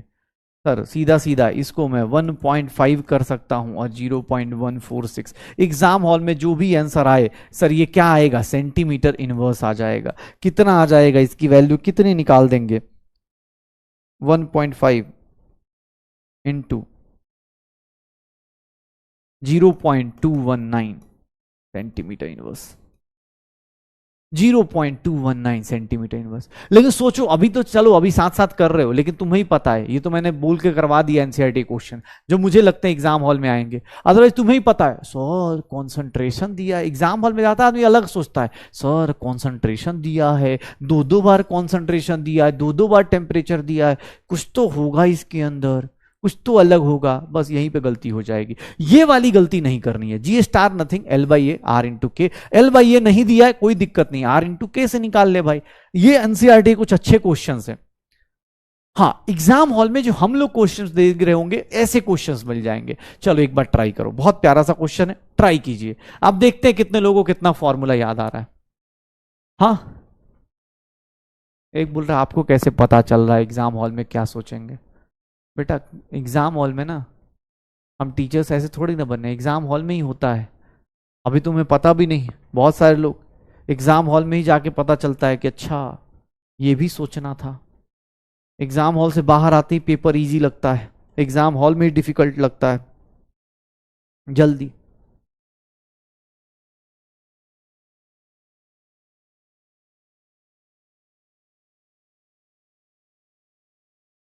क्या होगा,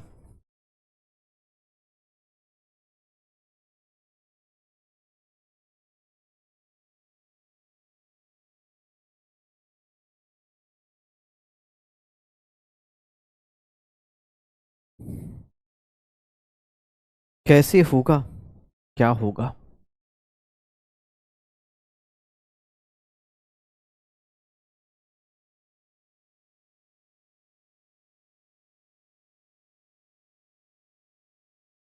कितना आएगा, सेल कांस्टेंट दिया हुआ है, रेजिस्टिविटी दी हुई है, कंडक्टेंस पूछ रहा है, मतलब कंडक्टेंस का क्या रिलेशन है भाई।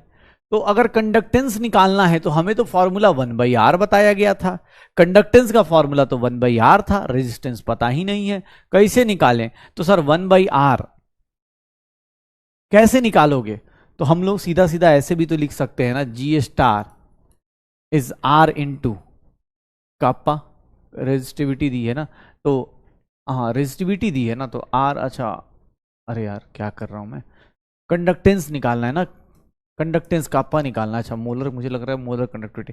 तो कापा की वैल्यू क्या लिख दोगे, कापा की वैल्यू क्या लिख दोगे? कापा के लिए हम लोग क्या लिखा था हम लोगों ने?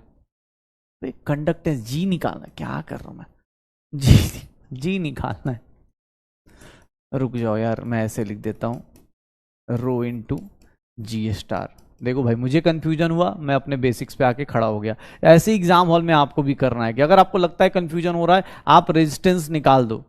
रेजिस्टेंस आ गया तो ये कितना हो जाएगा, ऐसे लिख सकते हैं। तो G कितना हो जाएगा 1 अपॉन रेजिस्टिविटी कितनी है 54, ये कितना हो गया 0.5, 1 अपॉन 27 कितना आ जाएगा 1 अपॉन 27। ये देख लो, अगर आपको कहीं कंफ्यूजन हो जा रहा है ना तो बेटा आप अपने हिसाब से देखो, इसमें कोई गलत बात नहीं है। देखो भाई साहब, कहीं भी कंफ्यूजन हो जाए, जैसे मुझे ही लग रहा था अभी कि अरे यार क्या हो गया, मैं सोच ही नहीं पा रहा था, कनेक्ट नहीं कर पा रहा, तो मैं बेसिक पे चला गया कि आर का फॉर्मूला क्या था, सबसे बेसिक फॉर्मूला उठा लिया, R is equals to rho L by A. L by A को क्या बोलते हैं, जी स्टार बोलते हैं। अब देखा कि अच्छा कंडक्टेंस निकालना है, तो कंडक्टेंस क्या होता है 1 अपॉन रेजिस्टेंस, तो 1 अपॉन रेजिस्टेंस कर दिया, रेजिस्टेंस की वैल्यू पुट कर दी, ऐसे आंसर निकाल दिया, ऐसे आंसर निकाल दिया। तो इसमें कुछ वो नहीं है। हाँ हाँ ठीक है, बताओ सर। ठीक है भाई, इंसान ही है यार, एक बोल रहा है कि सर आपको भी नहीं आता, सच में नहीं आता यार, क्या करूं मैं। हाँ ठीक है चलो, ये देखो अगेन एनसीईआरटी का बहुत प्यारा सा क्वेश्चन, अगेन एनसीईआरटी का बहुत प्यारा सा क्वेश्चन। इस क्वेश्चन को पहले पढ़ के देखो, बहुत प्यारा सा क्वेश्चन है, इस क्वेश्चन को एक बार पढ़ के देखो भाई साहब। अगर आपको ये क्वेश्चन डायरेक्ट मिल गया ना, अगर ये क्वेश्चन डायरेक्ट मिल गया, मैं सच बता रहा हूं, अभी जैसे इसको पढ़ के देखना, मैं चलो थोड़ा हिंट दे देता हूं, नहीं पहले तुम पढ़ के देखो, सरदर्द हो जाएगा कि निकालना क्या है करना क्या है। एनसीईआरटी का क्वेश्चन है, एनसीईआरटी का क्वेश्चन है भाई साहब, एनसीईआरटी का क्वेश्चन है, ये एनसीईआरटी का क्वेश्चन है, ये देख लो। एक हिंट दे दिया सेम सेल, एक हिंट दे दिया सेम सेल। हाँ हाँ बेटा, हिंट दे दिया सेम सेल, हिंट दे दिया सेम सेल।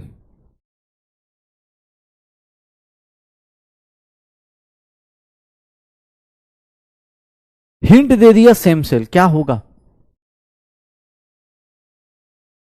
बहुत प्यारा सा क्वेश्चन है। सेम सेल में क्या होता है, resistance of a conductivity cell. अब यहां पर देखो सेम सेल है, इसका मतलब पढ़ना, थोड़ा इसको देखो, पढ़ने का तरीका चेंज करो। एक्चुअली हो क्या रहा है, एक कंडक्टिविटी सेल है, सेल मतलब जिसके अंदर कंडक्टेंस हम लोग मेजर करते हैं, जैसे इलेक्ट्रोलिटिक सेल था, इलेक्ट्रोकेमिकल सेल था, वैसे कंडक्टिविटी सेल। ये देखो अपने पास, इसमें क्या करा, एक बार कॉन्सेंट्रेशन कितना है 0.1 m है। सर इसका रेजिस्टेंस कितना है 100 ओम है। ध्यान से देखिएगा एग्जाम हॉल में कैसे आपको परेशान किया जा सकता है। Resistance of the same cell when filled with, sir दूसरा कॉन्सेंट्रेशन लिया, दूसरा सॉल्यूशन लिया तो उसका कॉन्सेंट्रेशन इतना है, उसका रेजिस्टेंस R2 की वैल्यू कितनी दी है 520 ओम दिया हुआ है। ध्यान से देखना 520 ohm. Calculate the conductivity and molar conductivity of this solution। इस सॉल्यूशन का मतलब ये सॉल्यूशन अलग है, ये सॉल्यूशन अलग है, इसकी कंडक्टिविटी और इसकी कंडक्टिविटी, मोलर कंडक्टिविटी बतानी है। लास्ट लाइन में जाके एक लाइन लिखी हुई है, कंडक्टिविटी इसकी कितनी दी है, सर इसकी कंडक्टिविटी कितनी दी गई है 1.29 साइमन मीटर इनवर्स दिया गया है। अब सोचो, सेम सेल है, सेम सेल में क्या करते हैं, सेम सेल में क्या करते हैं, सेम सेल में क्या करते हैं, बताओ कैसे निकलेगा, कैसे निकलेगा भाई साहब। ये देख लेना, ये देख लेना, ये देखो सेम सेल है ना। आपको एग्जाम हॉल में बोल दिया बैटरी सेम है, तो सर कुछ नहीं, R1 K1 is equals to R2 K2 लिख सकता हो। तो यहां से K2 की वैल्यू आ जाएगी, यहां से ये कितना हो गया 1.29 into 100 is equals to R2 की वैल्यू कितनी है 520 इंटू K2 आ गया। यहां से K2 की वैल्यू निकाल के देख लो, यहां से K2 की वैल्यू कितनी आ गई सर 129 अपॉन 520, और इसका यूनिट क्या होगा, यूनिट दोनों का सेम रहेगा, साइमन मीटर इनवर्स हो गया।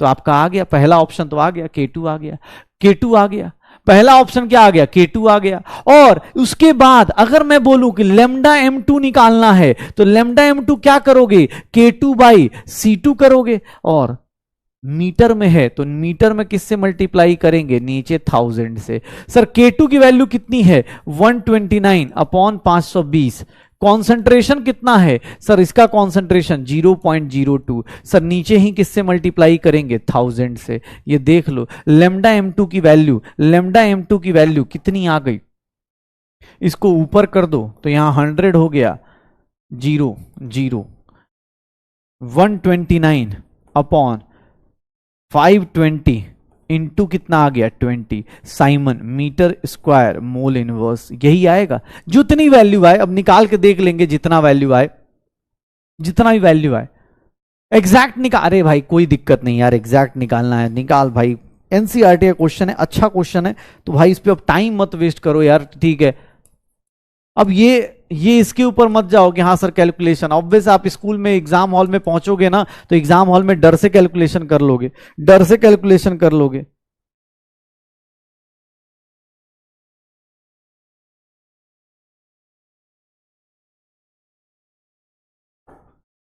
वो डर से कैलकुलेशन हो जाएगी, वो कैलकुलेशन की टेंशन मत लो। ये एग्जाम हॉल में ये कैलकुलेशन आपको 50 में से सारे क्वेश्चन थोड़ा ना कैलकुलेशन करते हैं, 2 से 4 क्वेश्चन कैलकुलेशन के होते हैं। ये कैलकुलेशन एग्जाम हॉल में जब सीट की बात आती है ना कि भैया कॉलेज में एक सीट मिलेगी, तब फटाफट होता है। और ये तो एनसीईआरटी का है, बोर्ड्स के लिए भी जरूरी है भाई, ये कैलकुलेशन तो आपको बोर्ड में भी करना पड़ेगा, निकाल करते रहो आ जाएगा, आंसर होगा। हाँ एनसीईआरटी के क्वेश्चन जो होते हैं वही होते हैं। अरे भाई 1.24 इंटू 10 की पावर, हाँ हाँ ठीक है, 0.0124 आ रहा है ना, ठीक है पक्का। सेंटीमीटर में निकालना बोले, मीटर में निकालना बोले, वो एग्जाम हॉल में आप देख लेना, एग्जाम हॉल में आप देख लेना, उसके हिसाब से करना। चलो आ जाओ आ जाओ। अब ये क्वेश्चन आप लोग करो, ये क्वेश्चन अब आप लोग करो, ये इजी सा है, ये इसका न्यूमेरिकल आप आसानी से कर सकते हो। चलो भाई कोई दिक्कत नहीं, 1.5 मिनट देता हूं, आराम से सोच समझ के करना। जानबूझ के यहां सेंटीमीटर दिया है, आंसर मीटर में पूछ रहा है, तो सेंटीमीटर को पहले ही कन्वर्ट कर लेना। सर मीटर में दिया है तो यहां देखो जानबूझ के उसने, देखो ऑब्जेक्टिव क्वेश्चन में यही दिक्कत है, दिया सेंटीमीटर में पूछ किस में रहा है मीटर में, दिया सेंटीमीटर स्क्वायर में पूछ किस में रहा है मीटर में। सर क्वेश्चन आराम से अटेम्प्ट कीजिएगा, बहुत प्यारा सा क्वेश्चन है, बहुत प्यारा सा क्वेश्चन है।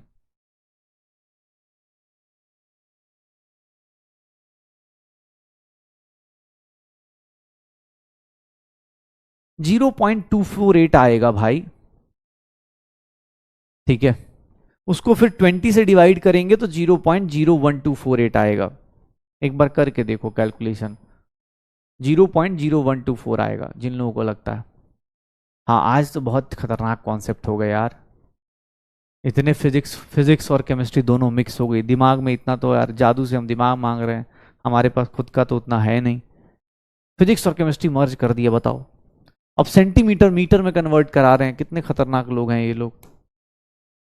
मैं पहले ही इसको मीटर में कन्वर्ट कर दूंगा, 4.4 सेंटीमीटर स्क्वायर बोल रहा है, 1 सेंटीमीटर कितना होता है 10 की पावर -2 मीटर, तो इसका स्क्वायर करूंगा तो ये कितना हो जाएगा, इतना हो जाएगा बस। अब ये भाई, अब ये हो सकता है किसी को दिक्कत आ जाए।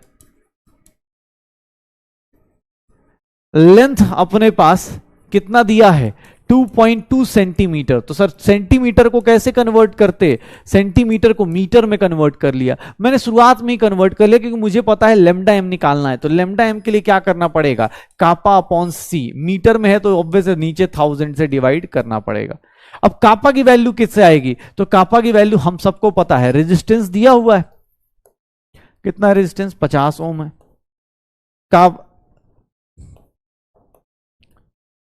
रो is equals to R into area upon length हो गया, और kappa is equals to L upon R into A हो गया। सर पुट कर दो, कापा की वैल्यू कितनी आ गई, एल की वैल्यू 2.2 इंटू 10 की पावर -2, ये 50, देख लो ये 2 टाइम्स हो गया, 10 की पावर -4 -2 ऊपर गया +2 हो गया, मतलब ये 2 हो गया, 50 और 2 100 हो गए। ये सारा कापा की वैल्यू कितनी आ रही है 1 साइमन मीटर इनवर्स आ रहा है, कापा की वैल्यू क्या आ रही है 1 साइमन मीटर इनवर्स आ रहा है, तो ये 1 हो गया। कॉन्सेंट्रेशन कितना आ रहा है 0.5 आ रहा है, इंटू 1000 हो रहा है, पुट कर दे भाई। लेमडा एम की value 0.002 siemens metre square mole inverse आ जाएगा। अब ये क्वेश्चन आपके आने के चांसेस हैं, ये क्वेश्चंस आ सकते हैं 0.002 0.002। भाई अब तुम अच्छे लेवल पे आ गए हो ना यार, अब तुम हमेशा रोज दिन हंसी मजाक में थोड़ी ना पढ़ोगे। अब अच्छा क्वेश्चन आएगा तो अच्छे क्वेश्चन में पढ़ना तो पड़ेगा, दर्द तो होगा भाई साहब। तुम चाहते हो रोज दिन थोड़ी ना टीचर मजाक करेगा भाई। अब कल से तो इस हफ्ते तो भाई पूरा बर्बाद है। जिन लोगों ने कम पढ़ाई करी है, रिवाइज नहीं करके आएंगे, इस हफ्ते की पूरी क्लासेस आपकी बर्बाद होने वाली हैं। रीजन क्या है? देख भाई, पिछले हफ्ते तक छोटी छोटी चीजें चल रही थी, अब क्या है, सब एक दूसरे से रिलेटेड चल रही हैं। कल भी क्लास में क्वेश्चंस कराए, आज भी होंगे, तो ध्यान से देख लेना। हर एक दिन नहीं हो सकता ना भाई, हर एक दिन सोचोगे हर एक दिन कर दे, नहीं होगा। ठीक है, हाँ 2.2 में जा सकता है भाई, उधर उधर बहुत उधर जो है ना साइंस आसान हो जाती है, उधर तक जाते जाते आसान हो जाती है। हाँ अभी जिसका भी बैकलॉग, देख भाई मैं खुद चाहता हूँ, ठीक है, क्योंकि भाई दिक्कत ये है ना कि सबको एक्सेप्ट करने में दिक्कत है। अब सर अब देखिए ना, यहाँ नीचे 1000 कर दिया, क्यों? क्योंकि मीटर में ले रहा हूं। मुझे किसने बोला मीटर में लेने के लिए? भाई क्वेश्चन में बोल रहा है, क्वेश्चन पढ़ो तो सही, मीटर बोल रहा है। ये क्वेश्चन में पहले ही बोल दिया कि मुझे मीटर में चाहिए, इसलिए मैंने जानबूझ के मीटर में कन्वर्ट किया। सर सेंटीमीटर को अब मीटर में कन्वर्ट करना, बताइए कितना डिफिकल्ट टास्क करवा रहा हूं आप लोगों से। कापा की वैल्यू कितनी आ गई? 1। अब ये वैल्यूज पुट करके मीटर में निकाला, ठीक है। अरे भाई क्वेश्चन नहीं बनना अलग चीज है, आपका आपका जो एटीट्यूड है वो अलग चीज है। आप जो एटीट्यूड में रहते हो वो आपकी अलग चीजें हैं, ठीक है। हाँ 2.2 शायद मुझे लगता है जल्दी ही स्टार्ट होगा यार, हमने भी बोला है जल्दी स्टार्ट करने के लिए। दिक्कत क्या है, देखो दो टाइप के बच्चे, जो अपने पास जो पढ़ने वाले हैं उनको भी नहीं आता, पहली बार में उनको भी टाइम लगता है, मैं सच बता रहा हूँ। मैं बहुत सारे बच्चों से जिनसे मिलता हूँ उनसे भी यही जानता हूँ। लेकिन वो क्योंकि ऑब्वियस आपको प्रैक्टिस करना है, प्रैक्टिस करेंगे, एक क्वेश्चन में सीखा, दूसरा क्वेश्चन सीखा, डीपीपी आएगा उसमें सीखा। आप जब चीजें करोगे ना तो आपको उनको भी उसी टाइम समझ में आता है, लेकिन वो बार बार रगड़ते हैं, मेहनत करते जाके हो जाता है। लेकिन यहाँ पर हालत ये है कि सर आप ना मूवी की तरह समझाओ। मूवी में भी बेटा उल्टा क्वेश्चन पूछ देना, मैं सच बता रहा हूं। जिस दिन exam hall sorry movie cinema hall से निकले या सिनेमा देख के निकले, अगर उसने उल्टा क्वेश्चन पूछ दिया ना, उस दिन तुम मूवी देखना भी छोड़ दोगे। तुम्हारा ये एटीट्यूड है। क्यों? क्योंकि सर चीजें ना सोचनी पड़ रही हैं, सोचना नहीं चाहता। मैं चाहता हूं चीजें अपने आप होती चली जाए, जैसे मूवी में हीरो अपने आप बचा लेता है, मूवी में अपने आप वो हो जाता है, तो वैसी हालत हो गई है।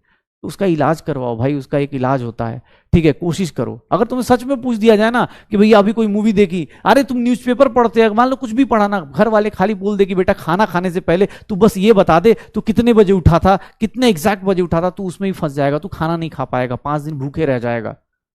तेरी ये हालत है भाई। अपना एटीट्यूड सही कर, पॉजिटिव माइंडसेट लेके आ कि हाँ मुझे करना है, कोई दिक्कत नहीं हुआ। मैंने कोई कोई बोला क्या तुझे?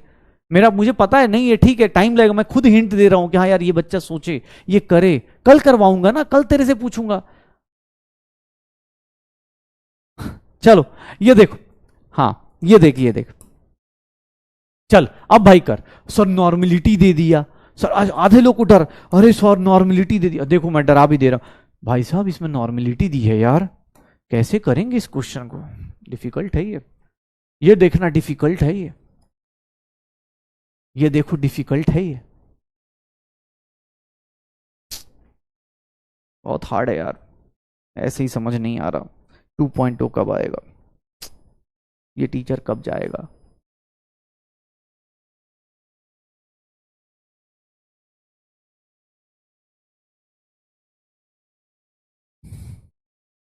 क्या होगा? बहुत हार्ड है यार ये सब। देख भाई, सर नॉर्मलिटी दी है, सर गलत हो गया, आपने नॉर्मलिटी नहीं बताई। ये देख, कंडक्टेंस निकालना है, क्वेश्चन पढ़ेगा समझ में आ जाएगा। कंडक्टेंस के लिए कुछ नहीं, रेजिस्टेंस चाहिए, 1/420 करना है भाई, ए 1/420 करना है। कैलकुलेशन करने जाएगा तुझे, सीधा सीधा तुझे कैलकुलेशन करने जाएगा 1/420। सर 1/420 कितना आ जाएगा भाई? 1/4 करता है, ये आ जाएगा 2.4। बाकी मैं करके दिखा देता हूं, 2.4 वही,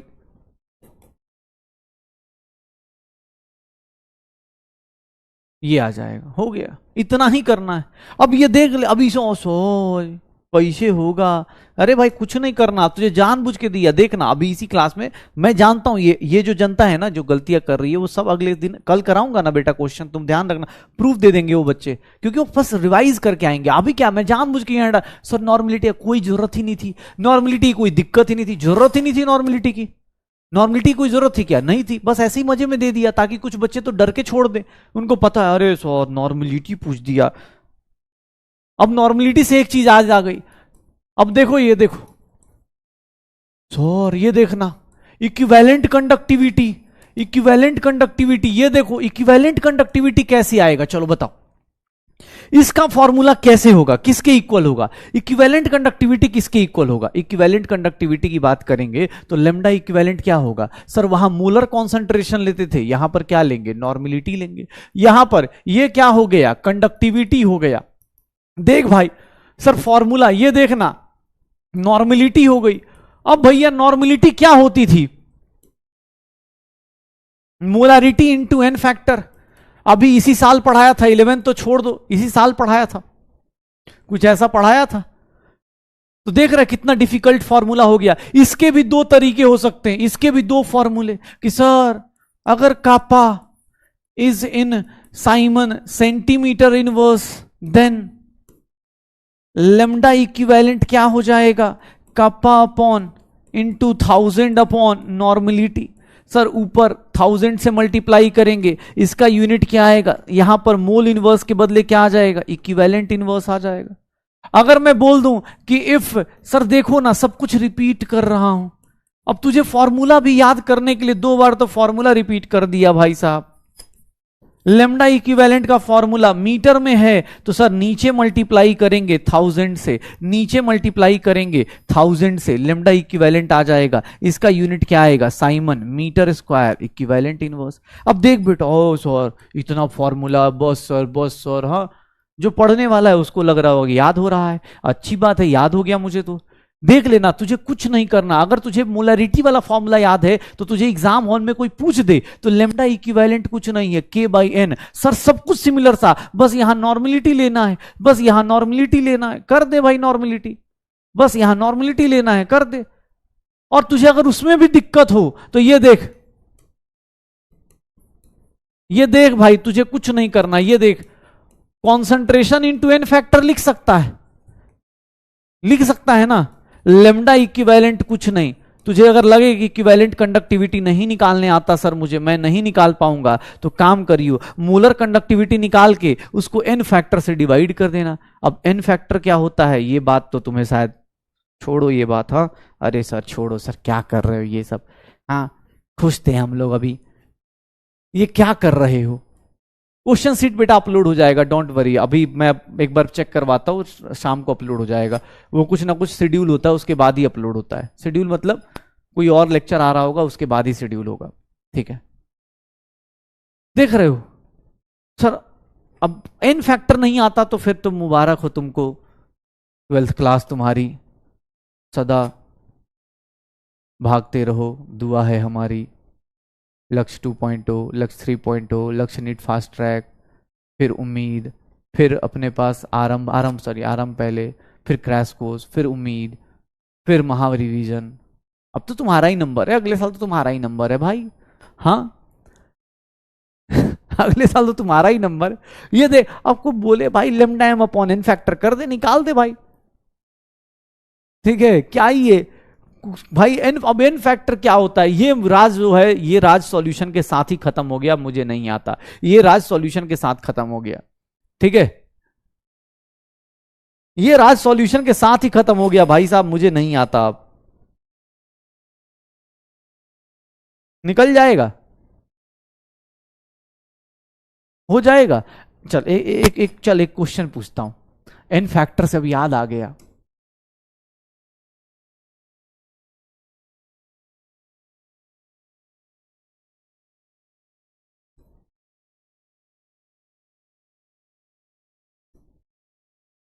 इसकी वैल्यू क्या होगी?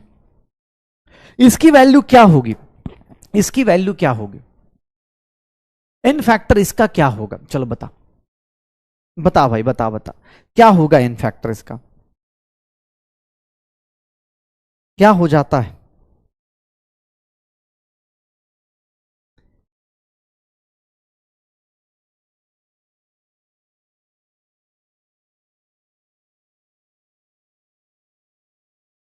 क्या होगा? अब n फैक्टर बेटा सीधा बात है, यहां पर x/3 हो गया। अब कैसे आया? अब ये राज जो है सॉल्यूशन के साथ ही चला गया है।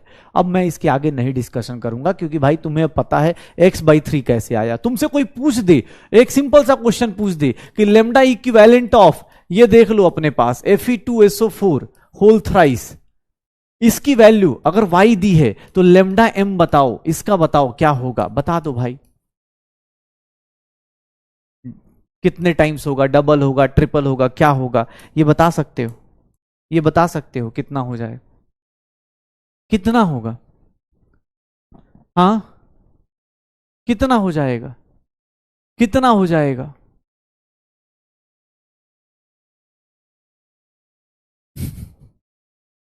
कितना होगा? कैसी जिंदगी हो गई अब, टीचर पुराना हुआ वही पूछ रहा है। हमने पहले दिन बोला था कि हम 11th का जल्दी नहीं पूछेंगे, लेकिन जो 12th में पढ़ा है वो बेटा आप दोबारा नहीं बताएंगे, क्योंकि सर सीधी सी बात है, ये 6 टाइम्स क्या हो जाएगा, वाई हो जाएगा। क्यों? क्योंकि सर इसका एन फैक्टर क्या हो गया, 6 हो गया। हे, y/6 कैसे कर रहे हो यार? इक्विवेलेंट दिया है, मोलर पूछ रहा हूं, एकदम कसम खा के आते हो कि क्वेश्चन तो गलत करके ही जाएंगे जिंदगी में। जब तक एक दो क्वेश्चन गलत ना करें क्लास में, ऐसे कैसे अच्छा क्लास चला जाएगा? पहले y/6 हो गए थे। सच से बताओ, जो y/6 थे एकदम सोच के आते हो कि ना ना हम भी स्पैमर बनेंगे, हम भी गाना गाएंगे, ये दुआ है मेरी रब से, स्पैमर्स में सबसे अच्छा स्पैमर मुझे बनाए। हाँ, अब y/6 देखा, क्वेश्चन लपेट दिया y/6, ऑप्शन भी दिया होगा, वो तो मैं करा रहा हूं 6y एकदम। हाँ, सुधांशु सर आप संघर्ष करो, हम आपके हम आपके पीछे ही हैं। कहा निगेटिव में पीछे सर, y/6 लिखे जा रहे, मुझे खुद को डाउट हो जाता है। हाँ, पता मैं इतना कॉन्फिडेंटली घूमा पीछे, मैंने कहा यार ये तो देखते ही लिख देंगे सबके सब। पता चला देख रहा हूं, मैंने कहा यार मैं एक बार खुद को लिखने लगा, मैंने कहा भाई मैंने तो कहीं गलत नहीं लिख दिया। चलो, लेमडा इक्विवेलेंट, चल तुझे बस फॉर्मूला दिखाता हूं। नॉर्मलिटी क्या होती है? मोलरिटी इनटू एन फैक्टर, याद रखना।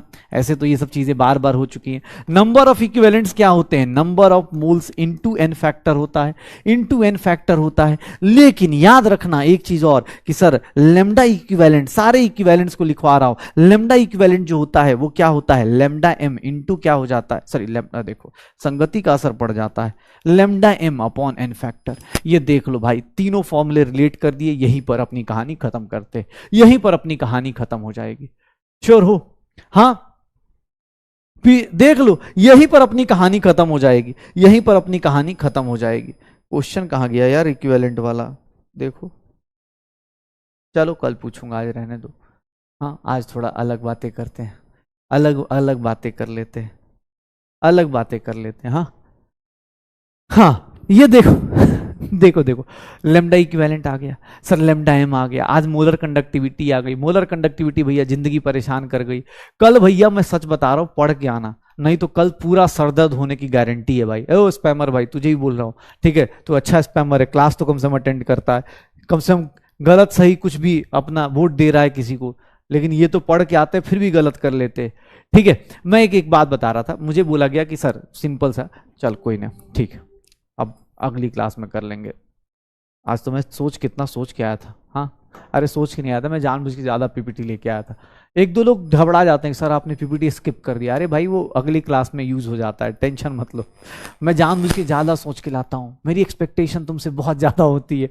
मुझे लगता है मैं क्वेश्चन दूंगा और तुम आंसर दे दोगे, फिर मुझे मजबूरी हो जाएगी आगे बढ़ना, इसलिए मैं जानबूझ के लेके आता हूँ। ठीक है?